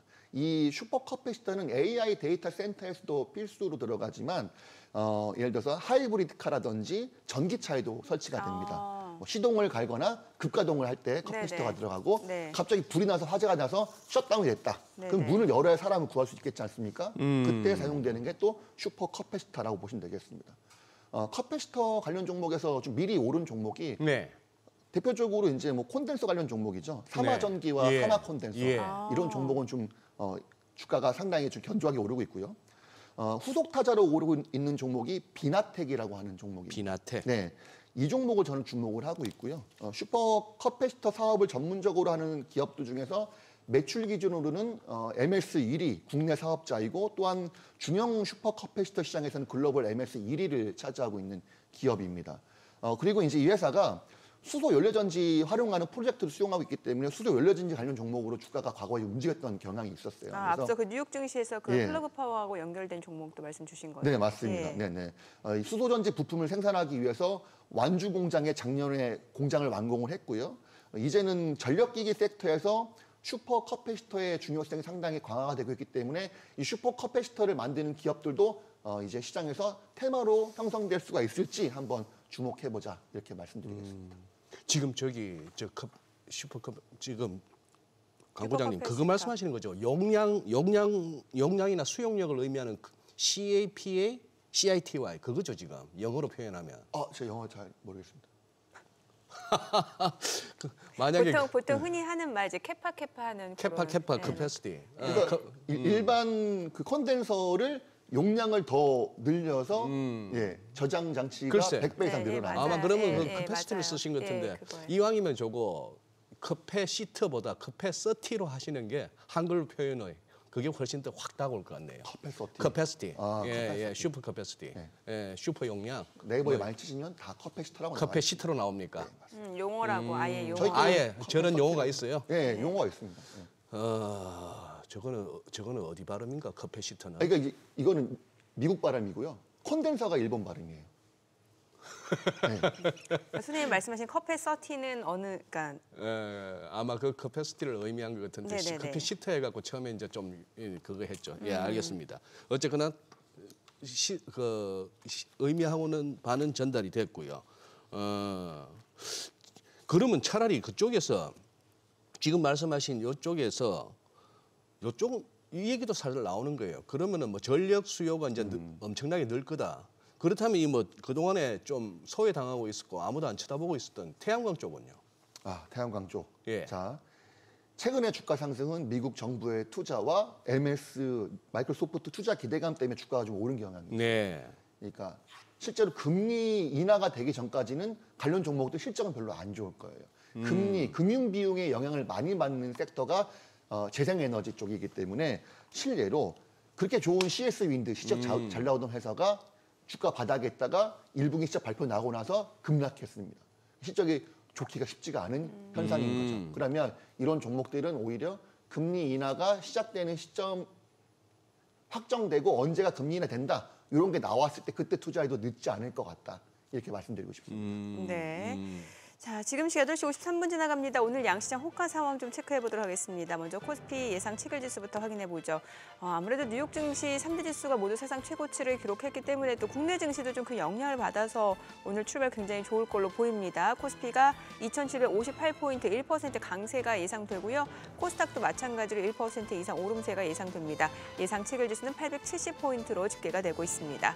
시가총액 상위 종목 예상 체결가 보겠습니다. 삼성전자, SK하이닉스 모두 12% 이상 강세가 예상이 됩니다. 각각 호가는 86,600원, 191,100원 선으로 집계가 됩니다. 아무래도 뉴욕 증시 쪽에서 뭐 엔비디아를 비롯해서 주요 빅테크 관련주들, AI 관련주들 강세를 나타냈기 때문에 국내 증시 쪽에서도 좀 호가 분위기로 봤을 때는 반도체 관련 섹터들이 시장 상승을 이끌 것으로 예상이 되고요. 이 가운데 LG 에너지 솔루션 1.3% 상승 예상됩니다. 예상 체결가 395,500원. 삼성 바이오로직스는 0.5% 하락 예상되고요. 삼성전자 우선주 1.7% 강세가 예상됩니다. 예상 체결가는 65,600원이죠. 현대차가 0.6% 하락이 예상됩니다. 예상 체결가는 245,000원이고요. 기아가 0.3% 내림세 예상되고요. 호가는 113,500원. 셀트리온 강보합 출발 예상되고요. 포스코홀딩스가 1.3% 상승 예상됩니다. 예상 체결가는 407,000원이고 KB금융 2.8% 하락이 예상됩니다. 호가는 77,300원으로 집계가 됩니다. 코스닥 시가총액 상위 종목 예상 체결가도 보도록 하겠습니다. 에코프로비엠 오늘 상승 출발 예상되고요. 예상 체결가는 212,000원. HLB가 오늘 5.6% 강세가 예상됩니다. 예상 체결가 99,000원으로 집계가 되고 있습니다. 최근에 주가가 나흘 연속 좀 조정을 받았던 부분이 있는데 글쎄 오늘 호가로 봤을 때는 지금 또 반등이 예상이 되고 있는 상황이고요. 알테오젠도 2.9% 상승 예상됩니다. 예상 체결가는 179,700원. 아무래도 알테오젠과 엔캠 같은 경우는 MSCI 편입에 대한 기대감도 좀 반영이 되는 것 같아요. 엔캠은 5.4% 강세 예상되고요. 예상 체결가는 31만 원으로 집계가 됩니다. HBSP가 오늘 3.5% 강세 예상됩니다. 호가는 38,150원이고요. 리노공업은 반면에 2.9% 약세가 예상됩니다. 호가에서는 281,000원이고요. 셀트리온제약은 1.7% 상승 예상됩니다. 예상 체결가 98,400원. 레인보로보틱스 강보합 출발 예상되고요. 클래시스 0.8% 상승 예상됩니다. 호가는 48,200원으로 집계가 됩니다. 자, 이제 개장까지 3분여가량 남았는데요. 일단 뭐 호가에서는 지금 또 반도체 관련 종목들이 좀 상승이 예상이 되네요. 네, 뭐 이틀치 미국장 네. 반영한다면은 적어도 양이 안 찹니다, 솔직히. 특히 코스닥은. 예. 네, 더 많이 가야 될 것 같은데. 기대되네요, 오늘 장. 네. 네. 그런데 아까 강 부장님. 네. 우리 또 시청자분들 이렇게 올려주시는 거 보니까 딱 맞네요. 커패시티가 그게 네. 커패시티가 아니고 커패시터. 커패시터 그게 네. 그게 축전기 콘덴서를 얘기하는 아니, 제가 그런 단어가 용어. 헷갈렸어요. 예. 그러니까 아까 어떻게 표현했더라? 커패시터. 그게 맞아요. 그게 맞는 표현이네요. 예, 죄송합니다. 제가 헷갈렸습니다. 굉장히 빠른 정정이네요. 네. 네. 아니 왜냐면 부장님 말씀해주신 컨덴서가 이제 일본 말이고 예. 뭐 그렇게 되는데 네. 미국식으로는 커패시터. 커패시터. 맞아. 예, 네. 예. 근데 요것도 관련해서 전력 반도체는 또 뭡니까? 또 처음 듣는 얘기 같은데. 이거 좀 끼가 있어 보이죠? 끼가 있어요. 전력 반도체. 네. 이름 자체가 반도체인데 전력 반도체다. 아, 전력까지 붙으니까 그렇죠. 더 끼가 있어 보이네요. 뭐 종목 말씀드리면 하인텔이 AI 전력 비용 100분의 1 절감 기술 개발했다는 소식에 우리 기술이 급등을 했고요. 그다음에 코스텍시스는 전력 반도체 고방열 스페이서를 개발했다는 소식에 급등세가 나왔습니다. 그리고 CT 트로닉스 이것도 전력 반도체 관련 종목들 역시 전력 반도체 소재로 급등 중에 있습니다. 이런 종목들 사람 얘기 아닙니다. 그냥 소개 차원에서 말씀드렸고 제가 공부가 끝날 때까지 좀 기다려주세요. 그리고 이 종목들은 갑자기 올라왔잖아요. 그러면 네. 분명히 다시 한번 눌릴 가능성이 있습니다. 눌릴 가능성이. 그 전에 제가 공부를 해서 어떤 종목이 대장주고 실제 이 기술들이 어떤 기술이 있는지는 좀 자세히 설명드리도록 하겠습니다. 눌리는 동안에 강 부장님 공부하고 오셔서 네. 어느 정도 눌렸을 때 다시 진입해도 될까? 아닌가는 그때 알려주시고. 확신이 들면. 확신이 그리고 들면. 바닥에서 올라온 종목들은 위에 팔고 싶은 세력이 너무 많아서 매물대가 많아요. 네네. 그래서 한 번 눌려줄 겁니다. 네. 아, 그러니까 이건 이제 전력 반도체라는 게 있다라는 있다 정도만 정도? 인지하고 네. 다음번 출연하실 때까지 공부해 오시는 걸로. 네. 다음 주. 다음번이나 다다음번이나 다다음번이나 일단 한 번은 공부해 오겠습니다. 다음 주 목요일에 해주세요. 그렇게 준비해 보겠습니다. 예. 그 최근에 보면 삼성전자가 그 엔비디아에 납품하기로 했던 그 HBM 이게 거절당했다라는 루머가 좀 돈 적이 있단 말이죠. 이게 사실 아직까지 뭐 진 여부가 판단된 상황은 아니고 뭐 주주들 사이에서도 갑론을박 계속해서 이어지고 있는 상황인데 일단 오늘 주가 흐름, 호가 분위기는 괜찮거든요. 그렇죠. 이런 거 무시해도 괜찮은 거예요? 엔비디아가 삼성전자 없이 글로벌 수요를 감당할 수 있을까요? 저는 삼성전자 반드시 들어갈 거다 판단이 되고 있고 그리고 이제 루머가 사실이라고 한다면 품질 개선을 해서 다시 접근을 하겠죠. 그래서 어차피 삼성전자는 HBM 8단에서 승부 보는 게 아니고 12단에서 승부 보려고 할 겁니다. 예. 8단은 아쉽지만 SK 하이닉스한테 밀린 건 사실이기 때문이죠. 그래서 다만 이 반도체 섹터들이 최근에 주가 상승을 보게 되면 역시나 주도주가 맞다. 오늘도 상당히 많이 강세가 나올 텐데 고점 돌파 시에 매수하기보다는 이거 반도체 너무 많이 밀리는데 이거 좀 심각한 거 아니야? 이럴 때 들어가시는 게 오히려 전략적으로 더 수익률을 극대화시킬 수가 있을 것 같습니다. 그러니까 눌림목에 사는 전략은 상당히 유효할 것 같고요. 어제 어디장이죠? 그 화요일장에서 반도체주를 상당히 강하게 올랐지만 그중에 상대적으로 개장하고 네. 조금 더 들어보도록 하겠습니다. 오늘 국내 증시를 확인해 보죠. 개장합니다.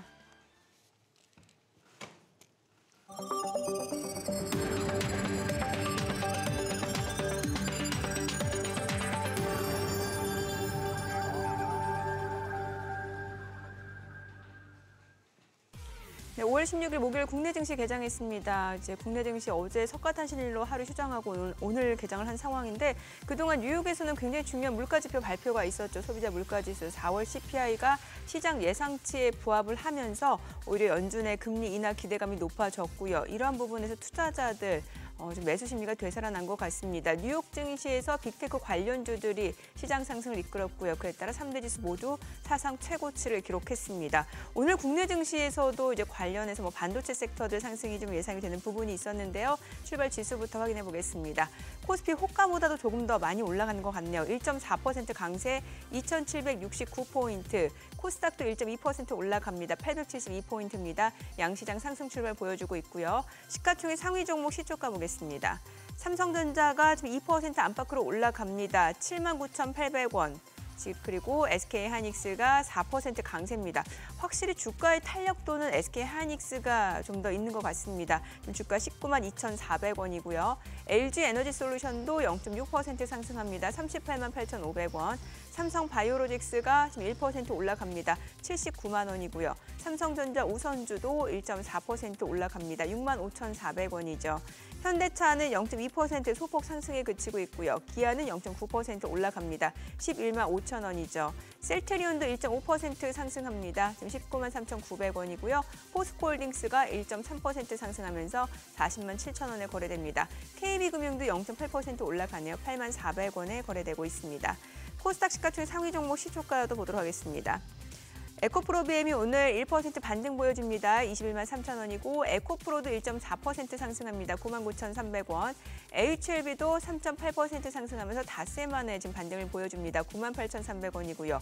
알테오젠도 3% 이상 올라갑니다. 18만 원이고 엔캠도 4.5% 상승하면서 30만 7,500원에 거래되고 있습니다. 지금 HBSP가 2.9% 강세네요. 37,950원, 38,000원까지 올라갑니다. 리노공업은 0.5% 빠집니다. 28만 8,000원이고 셀트리온제약도 2.3% 올라갑니다. 99,000원. 레인보우 로보틱스도 0.3% 올라가고요.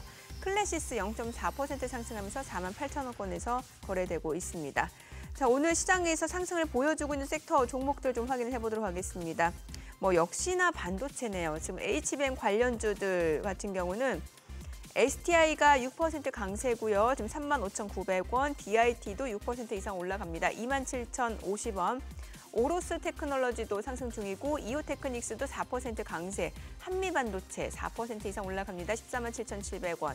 그리고 SK하이닉스 앞서 보셨고 제너셈, KC텍, PSK홀딩스, 오픈엣지 테크놀로지 모두 3% 이상 올라갑니다. AD 테크놀로지도 3.6% 강세고요. MK전자 또 지금 2% 이상 올라갑니다. 오늘 HBM 관련주들 강세 보여주고 있는 상황이고요. 자, 그리고 전선 관련주들도 다시 올라갑니다. 다만 이제 조금 물량 차익 실현 욕구가 있는 만큼 음봉으로 좀 전환된 종목들도 꽤 눈에 띕니다. KBI 메탈이 12% 급등합니다. 4,150원. 재룡전기도 1.6% 올라가고요. 대원전선도 2.6% 상승합니다. 이 가운데 대한전선 1.68% 올라가고 가운전선은 약보합으로 좀 전환이 됐습니다. 그 외에 LS 그룹주도 좀 좋네요. LS 일렉트릭, LS 에코에너지, LS 모두 1%에서 2% 상승 보여주고 있는 상황이고요. 자, 그 밖에 또 다른 종목들도 좀 보도록 하겠습니다. 뉴로모픽 반도체 관련주들 올라갑니다. 자람 테크놀로지가 대표적인 종목인데 오늘 2.5% 상승합니다. 92,900원이고요. 에이직랜드도 3% 강세 보여주고 있습니다. 사실 오픈엣지 테크놀로지 같은 경우는 뭐 HBM 관련주에도 속하다 보니까 지금 4% 강세, 또 상승폭이 조금 더 확대가 되고 있고 네페스아크가 2.3% 상승 보여줍니다. 오늘은 반도체 쪽 다 올라가요. 그러니까 예를 들면 온디바이스 AI, CXL 관련주들 다 올라갑니다. 온디바이스 AI 쪽에서는 이제 가온칩스가 4% 강세고요. 제주반도체가 오늘도 1.7% 상승합니다. 23,300원이고 칩스앤 미디어도 1.9% 올라가고요. 또 퀄리타스 반도체도 1.7% 상승, QRT도 2% 이상 올라가고요. 오늘 또 옴디바이스 AI 관련주들까지 일제히 상승 보여주고 있습니다. 지금 시각 9시 4분 지나갑니다. 수급 상황 좀 체크해 보도록 하겠습니다. 오늘 유가증권 시장에서는 외국인과 기관이 삽니다. 각각 490억 원, 1,483억 원 순매수고요. 개인 투자자가 1,927억 원 매도 우입니다. 코스닥에서는 기관이 삽니다. 232억 원 순매수고 개인과 외국인은 각각 56억 원, 117억 원 매도 우입니다. 와, 오늘 선물시장에서 외국인 많이 삽니다. 지금 개장한 지 5분 지났는데 4,250계약 지금 외국인 순매수 보여주고 있습니다. 화면에 보시는 것과는 약간의 또 시간차가 있는데 매수 규모가 조금 더 늘어나고 있어요. 4,250계약 외국인 순매수입니다. 지금 시각 9시 5분 지나갑니다. 환율 좀 체크해 보도록 할게요. 오늘 외환시장 개장 상황입니다. 달러원 환율은 지금 많이 떨어집니다. 급락이네요. 15원 30전 하락한 1,353원 80전에 개장이 됐습니다. 와, 환율. 네, 대박이죠. 네, 환율 많이 떨어지네요. 예. 참 결국은 이렇게 애초에 이렇게 차트가 시사하는 바를 갖다가 확인하기까지 뭐 한 1, 2주가 걸리든지 길게는 뭐 한 달도 걸리고 합니다만 참 신기하거든요. 결국 1,400원 찍고 돌아섰을 때 네. 이제 누구나 차트를 보는 사람이라면 그 다음은 1,350이고 1,330이다. 이거는 누구나 얘기할 수 있는 건데 결국 오잖아요. 그러게요. 결국 오고 그 말은 결국 1,330까지도 애초에 봤던 부분이 있다는 얘기는 이 장이 우리 돌았을 때부터 애초에 찍어졌던 2,850 내지 2,860 이걸 결국 간다는 얘기겠네요. 네네. 와, 근데 참 기관은 꼭 이럴 때만 사더라. 이럴 때만 미리 좀 사지. 아, 그러니까 선물 저렇게 벌써 지금 엄청 사- 개장하고 7분도 안 됐는데 예. 거의 5,000개 가까이 사고 기관이 거래소에서 한 3,300개 가까이 이렇게 또 이렇게 매도가 나오니까 프로그램 매수 들어올 수밖에 없고 그렇죠. 뭐 그런 상황으로 와, 잘 가네요. 지금 오늘 같은 날 빠지는 섹터도 있나요? 빠지는 섹터요? 예. 글쎄요. 오늘 다 보면 오르는 날이니까. 아니요, 게임주들이 조금 떨어져요. 예, 뭐 게임주가? 펄어비스, NC소프트 이런 종목들이 또 저 휴일 전에 좀 올랐잖아요. 오늘 좀 떨어지고 있고, 그러니까 좀 소외가 되는 거죠. 소외가 되는 거. 예. 예. 저쪽은 뭐 미용기기 한참 좋았잖아요. 뭐 클래시스나 이런 종목들이요. 그런 쪽 종목을 좀 볼게요. 지금 APR 같은 거.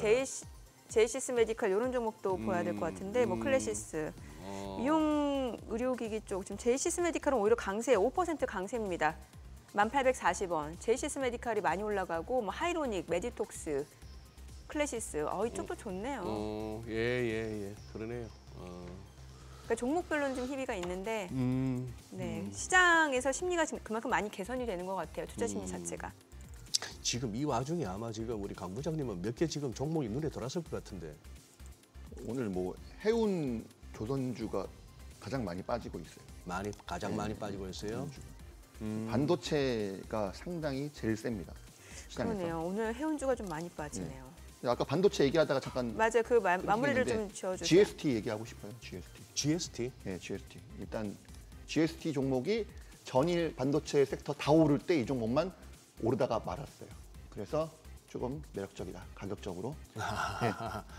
주도 종목이고 이 회사가 삼성전자, SK하이닉스뿐만 아니라 TSMC, 미국 마이크론, 중국 YMTC 등 국내 스크러버 칠러 제조 기업들 이 장비를 다 납품하고 있습니다. 그래서 GST가 이런 글로벌 대기업에 수출하는 기업 중에서는 유일한 기업이기 때문에 3년 연속 흑자 기업인데다가 올해 작년 결산 순이익 369억 원, 순이익 기록했지만 시가총액은 4,100억밖에 안 됩니다. 그러니까 이 종목 또 올라갈 것이다.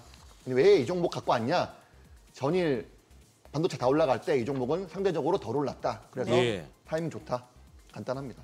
아니 오늘 이렇게 사실 올라갈 때 또 들어가기는 약간 좀 무섭잖아요. 이제 그런 종목들 보실 때는 그래서 이런 종목 갖고 온 거고요. 아. 이미 더 빨리 오른 종목들은 따라 들어갈 필요는 없겠죠. 그리고 고점 수준을 보면 됩니다. 52주 전에 고점이 아직 돌파했느냐 안 했느냐 이걸 보시고 나서 돌파했으면 조금 조심하면 될 것 같고 이거는 이제 아직 다른 종목들보다 덜 올랐으니까 타이밍 괜찮아 보인다 이렇게 말씀드렸습니다. 네네. 화장품주는 어때요? 최근에 화장품주 흐름도 좀 좋았단 말이죠. 그런데 지금 APR 같은 경우가 이제 신용잔고가 81% 그만큼 이제 빚을 내서 투자하는 사람들이 늘어났다라는 건데 이러면은 아무래도 주가가 만약에 조금이라도 조정을 보이게 되면은 투매가 나올 수도 있는 상황이고. 맞습니다. 네, 화장품주는 어떻게 봐야 될까요? 제가 금리 인하가 실제로 시작되면 나스닥 종목들이 주가가 하락에 나왔던 경우가 많았다 말씀드렸잖아요. 오히려 금리 인하가 되면. 네, 실제로 이어지면 기대감으로 있을 때가 낫다 차라리. 네. 근데 그때 유일하게 오르던 섹터가 그 음식료 섹터였고요. 네. 네. 그다음에 생필품들. 그렇기 때문에 이런 화장품 섹터 역시도 과열까지 주가 흐름이 좋을 수가 있다고 저는 판단하고 있습니다. 이게 실리콘투라든지 인그루드랩 주가 보시면 대단한 거래량이 실리면서 주가도 상당히 돌파를 하고 있는데 이제 상대적으로 덜 오른 종목 한번 봐야겠죠. 펌텍코리아 이 종목은 그 매년 매출과 영업이익, 순이익 꾸준하게 실적 성장하고 있는데 국내 화장품 용기 1위 업체입니다. 용기 업체. 그래서 결국 이제 화장품 하려면은 비닐봉지에 담아줄 수는 없잖아요. 네. 용기에 담아서 가야 되니까 이 아모레퍼시픽이나 LG 생활건강을 포함해서 약 300군데 이상의 고객사를 확보하고 있는 기업이고요. 그래서 KBT가 뜨거워지면 뜨거워질수록 이 펌텍코리아의 주가도 오를 것이고 실적도 좋아질 거다. 매년 꾸준하게 증가하고 있는 기업이다. 이렇게 말씀드리겠습니다. 예. 시간이 얼마 안 남은 것 같아서 이거 두 개 다 들으려면 지금 바로 여쭤봐야 될 것 같은데 아까 AI 소프트웨어 관련해서 후반부에 조금 얘기해 주실 수 있는 내용이 있다 하셨잖아요. 네. 예. BI 매트릭스. BI 매트릭스. 네. BI 매트릭스. 네. 오픈 AI가 되려면 많은 사람들이 뛰어들어서 AI 관련 어플들을 개발해야 되는데 네. 가장 쉽게 개발할 수 있는 솔루션을 만드는 회사입니다. 로우 코드 솔루션이죠. 그러니까 이 코딩이 너무 어렵기 때문에 코딩 네. 없이 어플을 개발할 수 있는 그런 프로그램을 만드는 거고 약 700여 개의 계약 정부와 기업들의 이런 솔루션을 공급하고 있는 기업 BI 매트릭스 주가가 워낙 바닥이기 때문에 AI 소프트웨어 관련 종목들이 오른다 그러면 BI 매트릭스도 이제는 반등이 나올 때가 됐다 생각하고 있습니다. 아직 뭐 상장한 지 채 반년이 안 됐군요. 그렇죠. 예. 와, 그런데 보니까는 올해 1월 달에는 한 19,000원이었던 주가인데. 그러네요. 예, 지금 반토막이 난 상황이에요. 예. 또 그러네. 또 꿈틀거리네요. 허니픽 종목도. 허니픽. 이 허니가 지금 이 강제 허니의 허니죠? 네, 꿀 맞습니다. 아니고. 꿀이 아니고. 네. 예. 예. 맞습니다. 허니픽. 제가 이제 앞서 힌트 많이 드렸죠. 오늘의 허니픽은 바로 비나텍입니다. 비나테 아까 수소 연료전지 쪽이기도 그렇죠. 하고. 플러그 파워 주가 상승에 의해서 같이 올라갈 수 있고 또 호주에서도 6조의 보조금 준다고 합니다. 예. 수소 연료전지 관련 종목들 움직일 건데 무엇보다 전력 설비 수혜주로서 매력도 가장 높은 기업이죠. 슈퍼 커패시터는 2차 전지와 에너지를 저장한다는 점에서는 좀 비슷하지만 예. 상호 부족한 점을 보완한다는 점에서는 영혼의 단짝이라고 볼 수가 있습니다. 그래서 이 AI 데이터 센터에도 들어가지만 신재생 에너지가 나오게 되면 여기에 ESS 저장 장치가 있잖아요. 그 저장 장치에도 슈퍼 커패시터가 들어가고 전기차, 하이브리드 차이도 들어갑니다. 고성장 매출 증가가 예상되고 있는 가운데 2033년도까지 슈퍼 커패시터 시장은 연평균 14%대 성장이 전망되고 있는 상황이고요.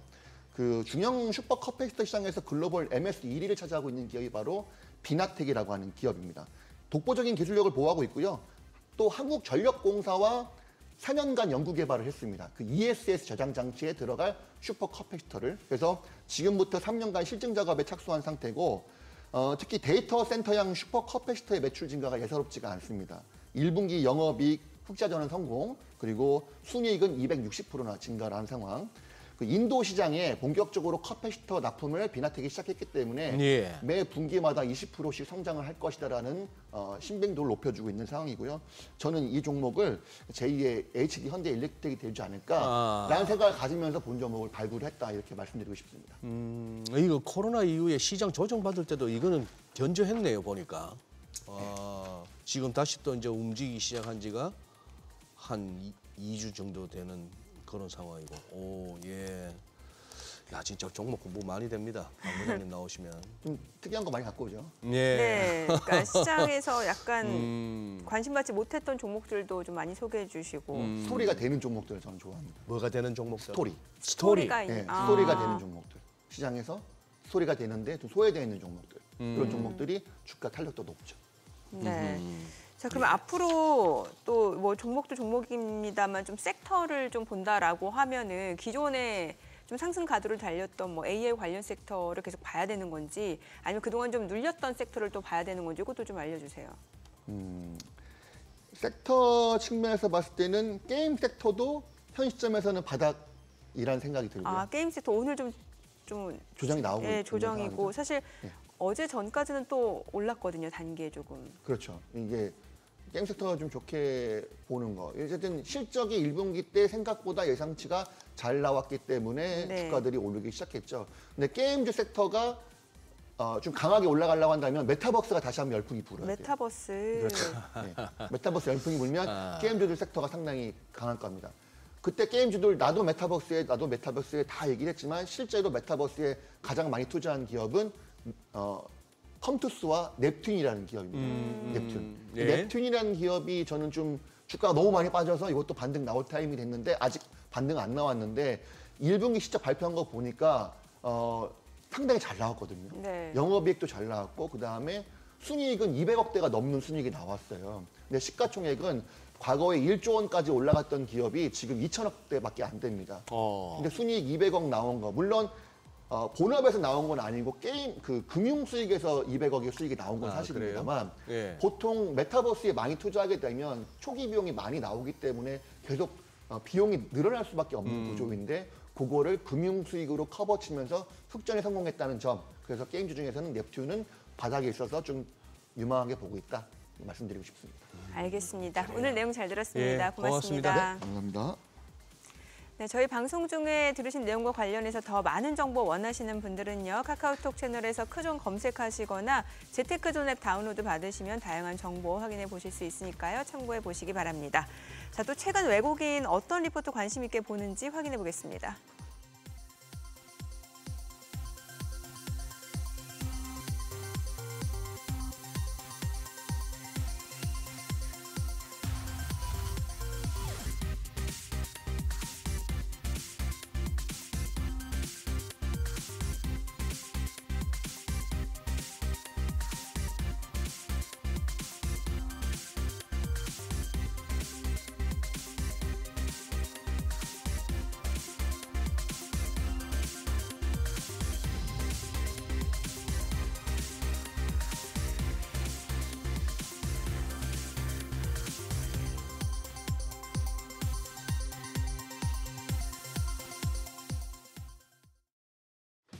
출장하고 돌아온 우리 시장은 CPI 둔화라는 큰 선물을 받고 활짝 웃고 있습니다. 양 시장 1% 넘는 강세 흐름 연출 중인데요. 코스피가 1.2% 오르면서 2,763선 연고점을 향해 달려가고 있습니다. 코스닥 역시도 1.16% 플러스권 872선 지나갑니다. 수급 상황 보시죠. 유가증권 시장에서 쌍끌이 매수세가 연출되고 있습니다. 외국인이 412억 원 순매수, 기관이 2,912억 원 강한 매수세 연출 중이고요. 반면에 개인 홀로 3,414억 원 매도 우위 기록 중입니다. 코스닥 시장 보겠습니다. 코스닥 시장에서는 기관만 사자세 보여주고 있습니다. 504억 원 매수 우위 기록 중이고요. 외국인이 85억 원, 개인이 381억 원 매도 우위 보여주고 있습니다. 업종별 등락률 확인하시죠. 오늘 대부분의 업종이 강합니다. 지금 손해보험 업종이 가장 상승률 상단에 위치해 있고요. 반도체와 생물공학 업종도 강세 나타내고 있습니다. 반면에 최근에 강했던 해운과 조선, 식품주는 내려갑니다. 그럼 오늘 시장을 이끄는 테마 종목별로 시세 체크하겠습니다. 오늘 반도체단이 굉장히 좋습니다. 간밤에 미증시에서 엔비디아가 사상 최고치에 근접하는 시세를 내자 우리 시장에서도 반도체 투톱이 장 초반부터 강한 흐름을 만들어내고 있습니다. 특히 SK 하이닉스 같은 경우에 벌써 장중에 52주 신고가 경신했는데요. 지금도 3.56% 질주를 하면서 19만 1,900원, 이제 20만 닉스를 향해서 달려가고 있습니다. DB하이텍이 1.4% 오름세로 43,400원에 거래가 되고 있고요. 삼성전자도 오늘은 올라갑니다. 1.4% 오름세로 79,300원 기록 중입니다. 그리고 구글이 연례 개발자 회의에서 AI 서비스를 대거 선보였는데 이 부분도 모멘텀으로 작용을 하면서 HBM 관련주가 강한 흐름 연출하고 있습니다. 특히 구글이 AI 모델을 구동한 반도체로 선보인 6세대 텐서 서비 처리 장치인 트릴리움에 SK하이닉스와 삼성전자가 생산하고 있는 HBM이 본격적으로 탑재될 것이란 전망이 나왔는데요. 이 소식에 관련주인 DIT가 12.2% 급등합니다. 28,500원. 오로스 테크놀로지가 9.38% 오르면서 39,900원 선 지나가고 있고요. STI가 5.17% 플러스권으로 35,600원에 거래되고 있습니다. 또 제너셈이 3.4%, 이오테크닉스도 3.18% 플러스권 전개되고 있습니다. 시장이 강하고 특히 AI 관련 종목들이 시세를 내다 보니까 AI 반도체 생산에 필요한 전략과 관련해서 전선 관련주가 또 올라갑니다. KBI 메탈 같은 경우에 장중에 신고가 경신했는데요. 현재 14.54% 상승하면서 4,215원 선에서 거래되고 있습니다. LS가 2.19% 올라가면서 15만 4,100원, LS 에코에너지도 플러스권이고요. 대원전선이 1.76% 강세 보여주면서 4,925원 선 지나가고 있습니다. 대한전선도 1.7% 강세 흐름 연출 중입니다. 마지막으로 바이오주 보겠습니다. 이제 금리 인하 기대감이 커지니까 제약 바이오 업종에 대한 투자가 활발해질 것이란 전망이 나오면서 바이오 쪽도 반등하고 있는데요.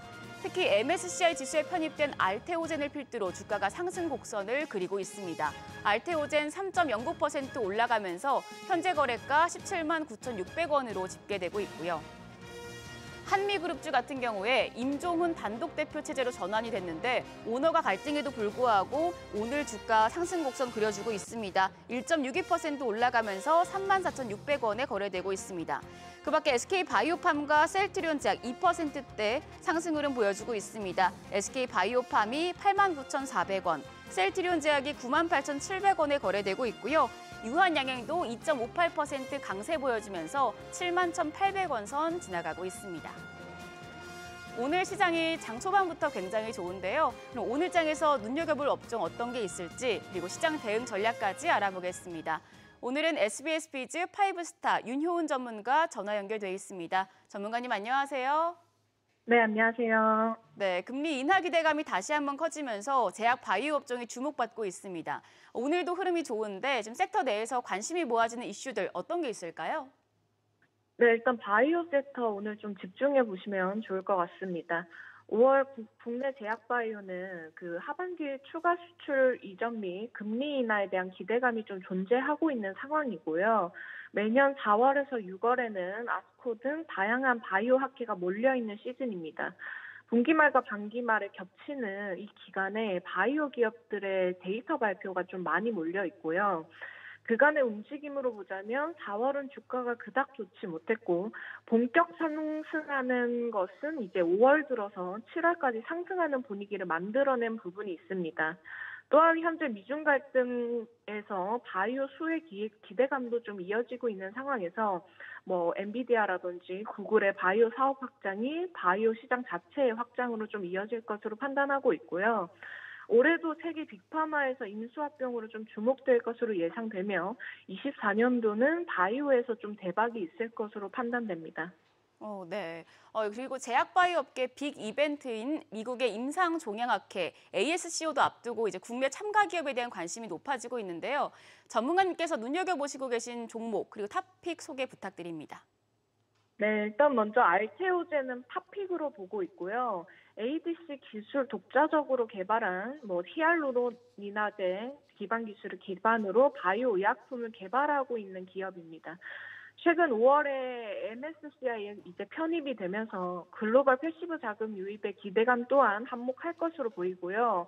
현재 미국 제약 바이오 업체 머크가 알테오젠의 면역 항암제 키트루다에 대한 독점 계약을 이제 체결을 하면서 빅파마 기술 이전, 외국인 수급, MSCI 지수 편입 등 호재가 많아서 이제 기대도 좋아 보입니다.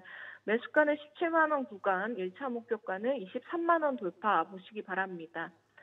그리고 다음으로는 삼천당 제약인데요. 항생제, 순환기 치료제, 소화기 치료제, 안약류 등 처방 위주의 전문 의약품을 생산 판매하는 기업입니다.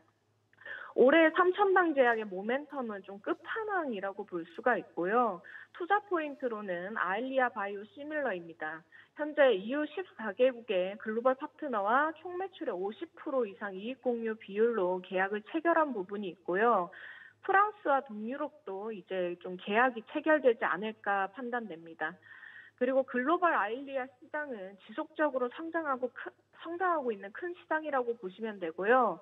또한 제네릭 점안제 또한 미국 2분기부터 제품 2개 수출을 시작했으며 에스페스 플랫폼이라는 인슐린을 경구용 약물로 전환할 수 있는 기술을 이제 미국에서 판매할 수 있는 약관을 또 체결한 부분이 있습니다. 기대해 보셔도 좋을 것 같고요. 매수가는 11만 원 구간, 1차 목표가는 15만 원 돌파 보시기 바랍니다. 네, CPI 둔화에 힘입어서 오늘 우리 시장 장 초반부터 굉장히 좋은 흐름 나타내고 있는데요. 그럼 투자자분들을 위해서 이제 시장 대응 전략까지 잡아주시죠. 네, 현재 미증시가 생산자 물가와 파월 발언을 좀 소화를 하면서 상승 마감했습니다. 특징적으로 밈 주식이 열풍이 다시금 불거지는 모습인데요. 게임스탑이라든지 AMC는 개장 전 130% 이상 오르기도 했으며 종목 장세는 지속되는 흐름입니다. 반도체주들도 대부분 반등이 이어지면서 그동안 혼조세가 나왔던 나스닥이 힘을 보태는 모습입니다. 따라서 반도체주들은 좀 관심 있게 보셔야 될 것 같고요. 또 최근 국내 증시는 코스피와 코스닥 시장이 수급적으로 극도로 엇갈리는 모습을 보였는데 현재 엔비디아 실적 발표를 기점으로 반도체 관련주들이 다시금 랠리를 보였다면 시장은 또 탄력을 받을 것으로 예상됩니다. 또한 CPI 발표 해석을 통해서 금리 이슈에 민감한 반응을 보였던 반도체라든지 바이오 등 기술주의 저가 매수세가 꾸준히 이어질 것으로 판단됩니다. 네, 오늘 말씀 고맙습니다. 지금까지 업종과 대응 전략 알아봤습니다.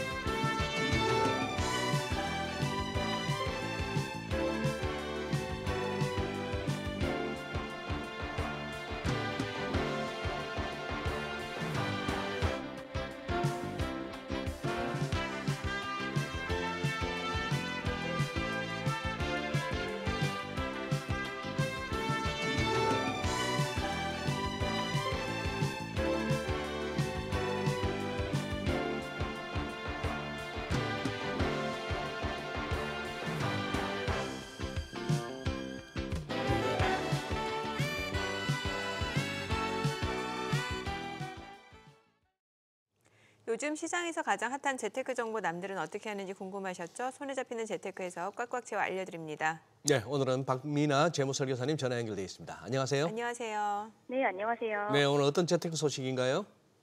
네, 연초부터 고공행진한 미국 증시가 최근 출렁거림을 횡보하자 손실을 일부 방어해주는 버퍼형 ETF에 뭉칫돈이 몰리고 있습니다. 여기에 손실을 100% 보존해주는 버퍼형 ETF까지 연이어 출시되면서 인기를 얻고 있는데요. 오늘은 투자 수요가 늘고 있는 버퍼형 ETF에 대해 짚어드리도록 하겠습니다. 네, 버퍼형 ETF 사실 처음 들어보신 분들도 꽤 있으실 것 같은데 어떤 상품인지 좀 소개 좀 해주세요. 네, 버퍼형 ETF는 말 그대로 버퍼, 완충 장치를 가진 ETF입니다. ETF의 수익과 손실을 일정 범위 내로 제한하여 변동성 장세에서 투자 안정성을 높일 수 있도록 설계된 상품입니다. 예를 들어 손실 보전 비율을 10%로 가정할 때 기초지수의 마이너스 10%까지는 원금이 보장되고 그 이하로 떨어진다면 10% 이하 부분만 손실을 보는 구조입니다. 횡보장이나 하락장에서 상대적으로 안전하다는 장점이 있기 때문에 버퍼형 ETF에 뭉칫돈이 몰리고 있는데요. 대형주 중심의 주가 지수를 추종하되 콜옵션, 풋옵션 등 파생 상품 투자를 병행하여 손실을 보전합니다. 주요 버퍼형 ETF의 손익 범위는 약 15%로 최대 수익률이 제한되어 있어서 상승장에서는 불리하다는 특징이 있습니다. 네. 그래요. 이제 고물가, 고금리가 이제 장기화되면서 버퍼형 ETF가 좋은 성과를 내고 있다는데 수익률 상황 어떤가요? 네, 버퍼형 ETF의 순자산은 지난달 말 기준 약 369억 달러로 1년 4개월 만에 약 160억 달러가 증가했습니다. 4월 기준 하나로 약 50조의 순자산을 달성한 건데요. 현재 미국 증시에 상장된 버퍼형 ETF는 161개에 이릅니다. 주요 버퍼형 ETF의 수익률을 살펴보면 이노베이션 에쿼티 디파인드 프로텍션 ETF는 최근 1년 수익률이 5.74%, 수익률 상한은 16.62%, 손실 보전 비율은 100%이며 상대적으로 수익률이 높았던 이노베이터 S&P 500 파워 버퍼 ETF의 1년 수익률은 약 17%, 수익률 상한은 14.23%, 손실 보전 비율은 15%로 나타났습니다. 네, 최근에는 또 손실을 일부만 방어해주는 게 아니라 100% 보존해주는 ETF가 잇따라 출시되고 있다면서요. 네, 투자 손실을 100% 보존해주는 ETF가 연이어 출시되면서 투자 수요가 급증했는데요. 지난해 7월 처음으로 손실 100% 보존 ETF인 이노베이션 에쿼티 디파인드 프로텍션 ETF, 티커명은 TJUL인 ETF가 상장된 후 원금 보장형 상품이 잇따라 나오고 있습니다. 칼라모스 S&P 500 구조화 방어 대체 ETF, 티커명 CPSM은 내년 4월 30일까지 보유하면 원금 100%를 보장해주는 대신 기간 수익률은 최대 9.65%로 제한됩니다. 다음으로 크랜시어즈 100% KWEB 디파인드 아웃컴 ETF, 티커명 KPRO는 2년간 원금 100%를 보장받고 최대 약 22%까지 수익을 낼 수 있는데요. 중국 IT 종목에 투자하기 때문에 최근 밸류에이션이 낮은 중국 증시에 투자하고 싶지만 위험을 피하고자 하는 투자자들에게 적합한 ETF입니다. 네, 설명을 듣다 보니까 큰 욕심을 안 내고 일단 원금은 좀 이렇게 보존할 수 있고 하는 그런 정도의 목표를 갖고 계신 투자자들한테는 딱 좋은 것 같은데 아직까지는 그래도 조금 우리 낯선 그런 상품입니다. 투자 전에 주의해야 할 점도 한번 짚어주시죠. 네, 일반 ETF와 달리 버퍼형 ETF는 보통 1년에서 2년 정도 만기가 있고 이 기간 동안 보유해야 손실 보전 한도를 온전하게 챙길 수 있습니다. 또한 매수 시기에 따라 수익률의 상한과 손실 보전 비율이 달라지기 때문에 이 점도 유의하셔야겠습니다. 높은 수수료도 단점으로 꼽히는데요. 미국 대표 지수형 ETF의 수수료가 0.09% 정도 되는데 버퍼형 ETF의 총보수는 0.8% 수준이기 때문에 상대적으로 높습니다. 하지만 원금을 안전하게 지켜야 되는 은퇴자나 변동성 장세에서 위험을 회피하고자 하는 투자자들에게는 적합한 상품으로 보여집니다. 네, 내용 잘 들었습니다. 고맙습니다. 네, 감사합니다. 이제 근로소득자들은 연말정산을 하게 되고 자영업자나 프리랜서는 이제 매년 5월 종합소득세 신고를 하게 되는데 보통 이제 연말정산은 회사에서 알아서 해주는 반면에 종합소득세는 보통 개인이 진행하다 보니까 매년 해도 어렵고 좀 복잡하게 느껴집니다. 네. 이 근로소득자 중에서도 종합소득세 신고해야 하는 분들이 5월만 되면 그야말로 종합소득세 신고 대란이 일어나는데요. 아직 신고 못한 분들 저희 프로그램 놓치지 마시기 바랍니다. 이장훈 세무사 도움 말씀 주시겠습니다. 어서 오십시오. 반갑습니다. 예. 자, 5월 이제 종합소득세 신고의 달. 프리랜서나 자영업 하시는 분들은 5월 되면 이제 세금 신고하고 또 거기에 따라서 또 내라고 하니까 따르긴 하는데 우선 종합소득세 한번 어떤 세금인지 듣고 가볼까요? 그렇죠. 이거 처음 지금 경험하시는 분도 있을 거니까 간단히 개념 말씀을 좀 드리면 근로소득자는 2월로 끝나지만 이제 그 외 소득, 이자, 배당, 사업, 그다음에 연금, 기타 소득이라고 다른 세금들이 더 있습니다. 이 6가지 근로소득까지 합쳐서 6가지에 대해서 전부 다 합쳐서 계산하는 달을 5월 달에 신고를 하게 되어 있고 예. 그걸 종합소득세라고 합니다. 그래서 5월 1일부터 5월 31일까지 신고를 해야 되는 바고요. 그다음에 그 1년간 벌어들인 소득에 대해서 이게 전부 다 경비를 차감한 이후의 금액을 소득 금액이란 표현을 씁니다. 예. 그러니까 사업 소득에서 경비를 차감하면 사업 소득 금액이 되는 거죠.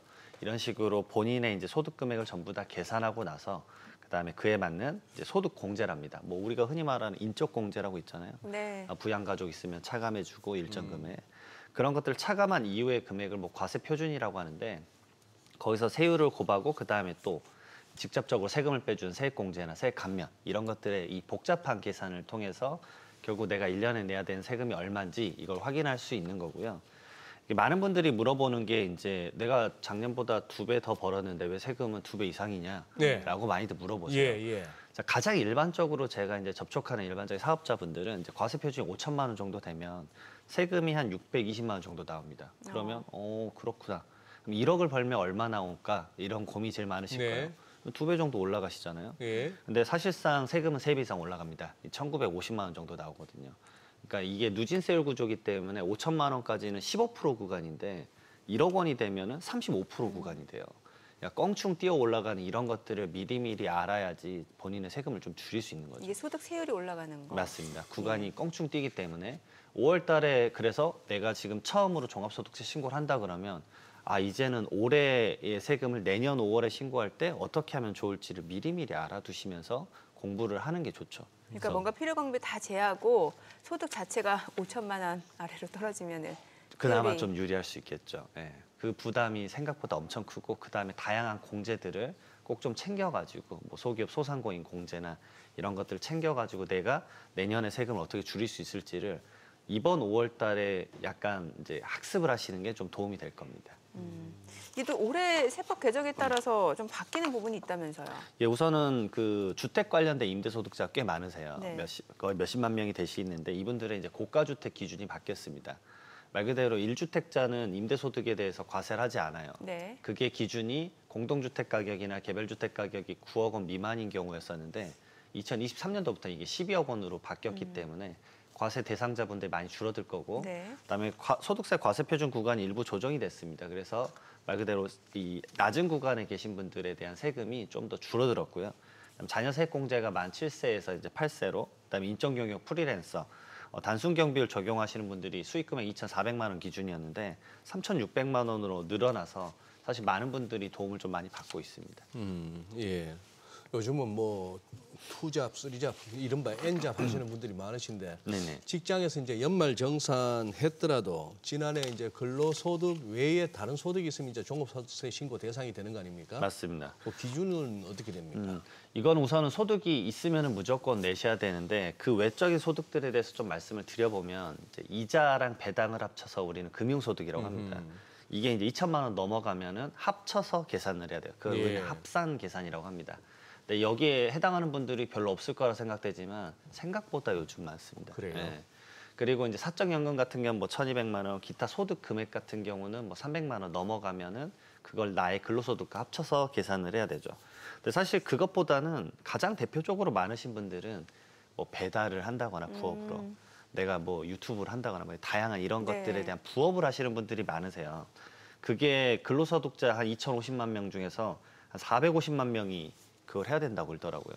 그러니까 그런 분들은 이걸 공제나 이런 것들을 혹시 누락된 게 있었는지 왜냐하면 연말정산할 때 생각보다 누락하고 신고하신 분들이 많아요. 그렇죠. 종합소득세 신고하면서 오히려 돈을 환급받는 경우도 있기 때문에 이런 것들 놓치지 말고 본인에 대한 공제가 뭐가 있는지 꼭 좀 챙기셨으면 좋겠는데 생각보다 많이 놓치시는 게 그 월세 세액공제세요. 네. 그래서 내가 근로소득 그 연말정산할 때 월세 세액공제를 빼먹었네. 그럼 이번 참에 근로소득과 다른 소득이 있을 때 합쳐서 다시 신고를 할 수 있다. 오히려 세금을 합쳤을 때 무조건 더 내는 게 아니라 덜 내는 방식도 있다라는 거 알아두시고 두시면 좋을 것 같고요. 그다음에 이번에 합쳐서 계산할 때 또 과다하게 또 공제를 잘못 입력하면 큰일 납니다. 네. 왜냐하면 세금이 추징당하기 때문에 가장 대표적인 게 인적 공제세요. 네. 그러니까 예를 들어서 형제들이 부모님을 공제를 다 같이 써버리는 거예요. 중복해서 써버린다거나 이 부모가 자녀들을 중복해서 써버린다거나 아니면 소득 금액이 좀 있는 사람인데 이 사람이 당연히 100만 원 초과하지 않을 거라 생각하고 공제를 써버린다거나 그런 기준들을 잘못 지키게 됐을 때는 사실은 조금 더 세금이 올라갈 수도 있으니까 좀 간단한 것들 이런 영상 보시면서 공부하셔가지고 찾아보시면 좋겠습니다. 이게 연말정산도 해야 되고 종합소득세 신고도 해야 되는 분들이라면 사실 연말정산 안 했다 하더라도 종합소득세 때 신고하면 되는 거죠? 네, 맞습니다. 사실은 그 근로소득 연말정산 할 때 그 간소화 서비스가 개인정보가 많거든요. 내가 어디 뭐 병원을 갔네, 마네 이런 정보가 다 나오는데. 그러니까 이걸 회사에 제출하는 게 좀 부담스러운 맞아요. 분들도 꽤 있으시단 말이에요. 네, 그런 분들 같은 경우는 제가 이제 그때도 말씀드렸지만 굳이 제출하지 말고 5월달에 직접 해도 된다. 그러니까 개인 세무서 통해서. 맞습니다. 아니면은 요즘은 이제 홈택스에서도 그 시스템이 잘 되어 있기 때문에 국세청 유튜브를 보고 뭐 하셔도 되고 다양한 정보들이 있기 때문에 그런 것들 보고 참고하셔도 됩니다. 사실 이제 세금 뭐 세액공제 뭐 필수 경비 이게 좀 복잡하잖아요. 그러니까 어떤 분들은 이거 얼마 안 되는 금액인데 이렇게까지 내가 이렇게 증명하면서 신고를 해야 되나 하시는 분들도 꽤 있으실 것 같은데 그런 분들을 위한 서비스도 있다면서요? 맞습니다. 국세청이 정말 열심히 일하고 있다는 걸 제가 좀 말씀을 드리고 싶은데 이 모두 채움 서비스라는 게 있습니다. 이미 이 관련되신 분들은 우편물을 받으셨을 거예요. 모두 채움. 네, 모두 채움 서비스인데 간단합니다. 당신의 수익 금액이 얼마인지를 내가 알고 있다. 그러니까 납부나 환급까지 전부 다 계산을 쭉 한 다음에 우편물이 한 장 날라옵니다. 그래서 당신이 이것에 대한 계산에 동의를 한다 그러면 ARS 전화만 눌러서 동의만 한다 그러면 이대로 끝내주겠다 신고를.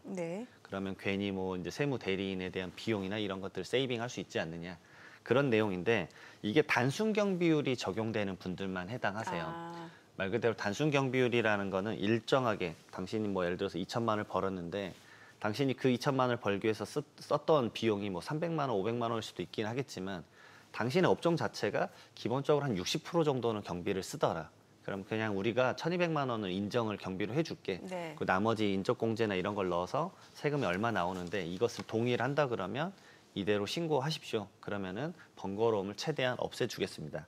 근데 이게 몇백만 명이나 되기 때문에 700만 명이나 됩니다. 700만 명에게 이걸 보내준 거죠.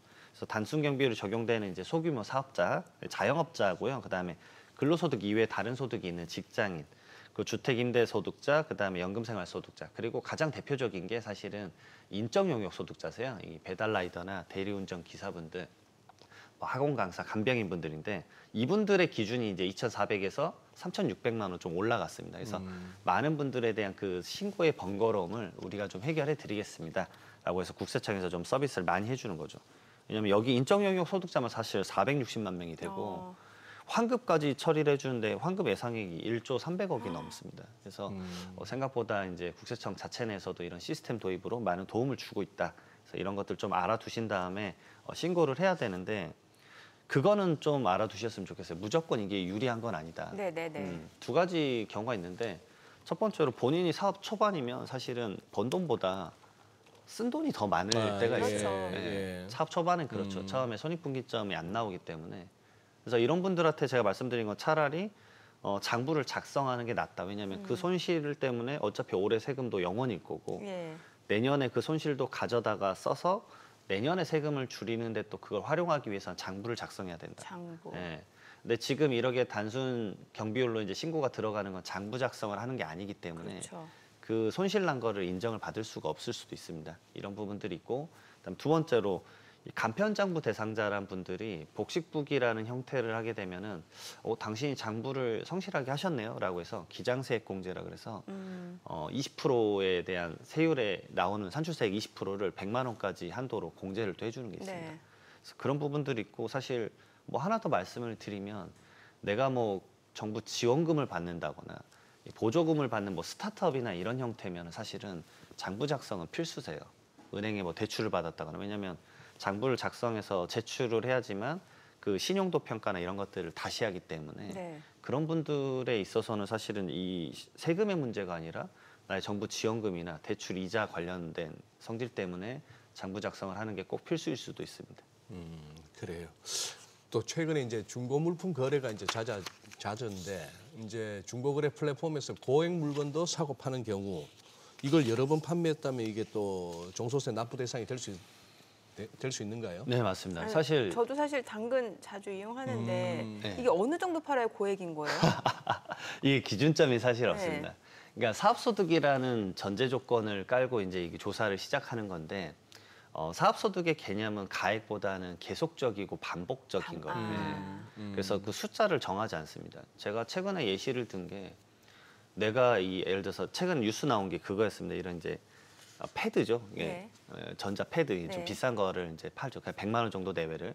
근데 그거를 그러면 두세 번 판 사람과 중고 차량을 두세 번 판 사람의 횟수가 다르기는 하지만 사실 그 하나의 패드를 판 사람은 100번 정도를 팔아야 좀 큰 수익이 발생할 그렇죠. 거고 중고차는 한두 번만 팔아도 큰 수익이 발생할 수 있는데 이렇게 횟수로만 무조건 나눌 수는 없다. 그리고 가액으로 나눌 수 없다. 근데 이게 이제 최근에 세무조사 결과가 나왔고 또 세무조사를 지금 하고 있습니다. 네. 이게 사실 왜 그러냐면 인플루언서 분들이 본인의 이제 계정에다가 올려서 사실 상당한 물건을 많이 팔아요. 그렇죠. 근데 그게 사업자 등록이 없는데 그 사업자 등록이나 이런 것들이 없으니까 그 소비자의 불만이 생겼을 때 그걸 신고하거나 처리가 안 되더라고요. 네. 그래서 결국 그런 부분들을 포착을 해서 국세청에서는 지속적으로 이제 조사를 했었었는데 이번에도 마찬가지로 어떤 이슈가 있었냐면 이분이 중고 명품을 이제 운영을 하시는 건데 그러면 사업자 등록이 있으면서 그 오프라인에서 그렇게 파시는 건데 온라인에서는 마치 중고 거래를 하는 사람인 것 마냥. 개인이. 예, 개인이 파는 것 마냥. 왜냐하면 중고 거래를 하는 데 있어서 사실 그 사람한테 자 이거 샀으니까 현금 영수증 떼주세요 이러지 않으시잖아요. 그렇죠. 예. 그렇죠. 그냥 주고 받고 예, 끝나시는 맞아요. 거니까. 예.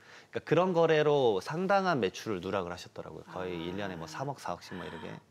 그러니까 결국은 이제 이 국세청에서도 이 일반적인 기준을 거래한 사람들을 다 조사하지 않습니다. 네네. 근데 누가 봐도 이 사람은 거의 사업자다.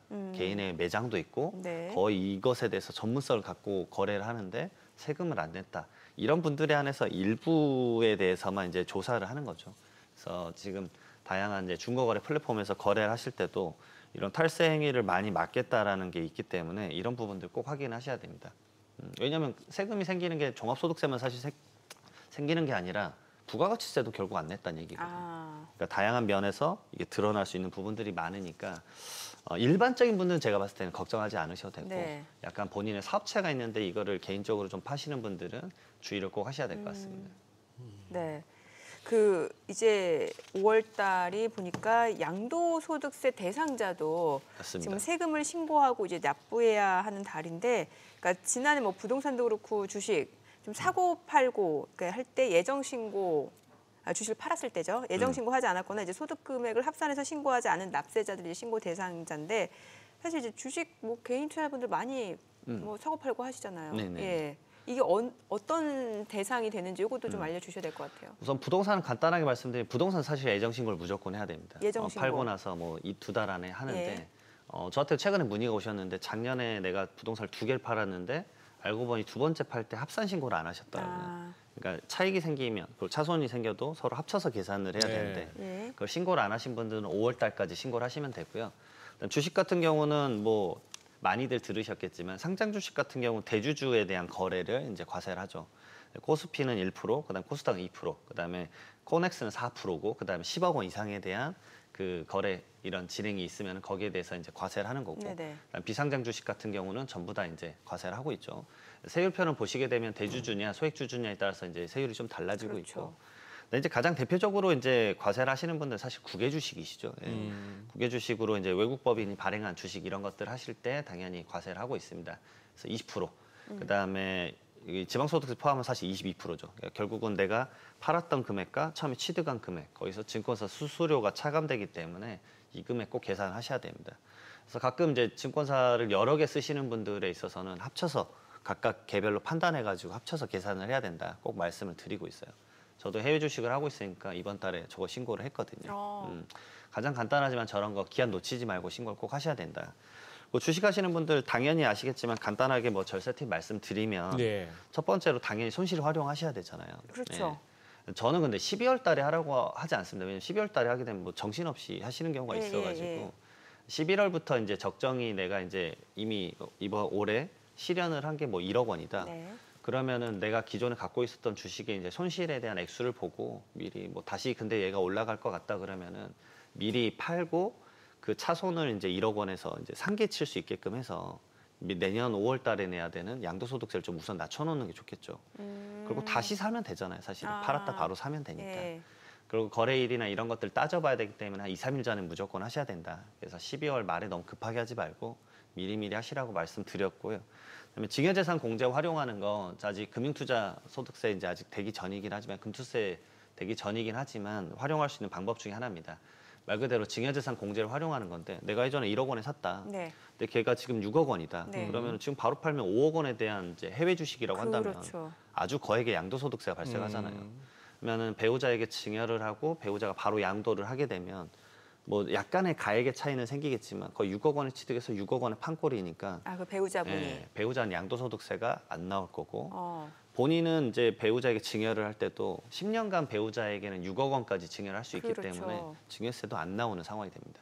그래서 이런 간단한 증여 원칙은 좀 활용하셔가지고 얼마 남지 않은 금투세 혹시나 도입이 되면 네. 이 제도도 아마 막히실 거예요. 2월 공제로 1년이란 딜레이가 생겨버리기 때문에 올해가 거의 마지막이지 않을까라는 생각이 드니까 잘 활용하셨으면 좋겠고요. 그다음에 양도소득세 기본공제 해외 주식 250만 원밖에 안 되기는 해요. 네. 좀 적기는 하지만 250만 원까지 딱 정산하고 팔면은 양도소득세는 안 나오니까 가장 간단한 그런 팁들 좀 활용하셔가지고 본인의 자산 관리 좀 잘 하셨으면 좋겠어요. 이게 좀 시일이 좀 빠듯해서 5월 말까지 신고를 못 하게 되면 어떻게 됩니까? 조금 뭐 연장 안 되나요? 절대 안 되세요. 결국은 가산세가 생기니까 5월 31일까지는 네. 무조건 신고를 해야 된다. 네, 결국은 제가 이제 말씀드린 게 이제 세금은 가산세가 제일 무섭습니다. 그렇기 때문에 무조건 기한을 지키고 근데 내가 사실 이런 경우가 많으세요. 막 마지막 주에 세무사 사무실 찾으시는 경우가 많아요. 마지막 주에. 근데 돈의 문제가 아니라 정말 너무 바쁩니다. 잠도 못 자고 바쁘기 때문에 그렇죠. 수임을 못 받는 경우도 있기 때문에 미리미리 오셔서 정 불안하시면 그냥 우선은 얼추 예상되는 보수적인 신고를 먼저 넣으라고 그 말씀드려요. 나중에 정정. 네, 맞아요. 정정하시면 돼요. 네. 그러니까 우선은 보수적으로 많이 내서 돌려받는 방식도 나쁘지 않으니까 어쨌든 기한은 무조건 지키시라고 말씀드립니다. 가산세를 예. 피할 수 있는 방법이네요. 맞습니다. 네, 오늘 내용 잘 들었습니다. 고맙습니다. 고맙습니다. 네, 오늘 양시장 지금 보니까 뭐 코스피, 코스닥 지금 계속해서 상승세가 유지가 되고 있는 상황이고 코스피는 2,770선까지 회복이 됐네요. 네, 그렇습니다. 자, 더 코멘트할 내용이 없는 좋은 장입니다. 외국인 현선물 다 사네요. 예, 그러네요. 네, 저희 방송 중에 전해드린 내용과 관련해서 모든 투자 판단의 책임은 투자자분들께 있다는 점 알려드립니다. 네, 세상의 모든 돈 되는 정보 재테크 노하우 머니쇼 오늘은 여기서 인사드리겠습니다. 저희는 내일 오전 8시에 찾아뵙겠습니다. 고맙습니다.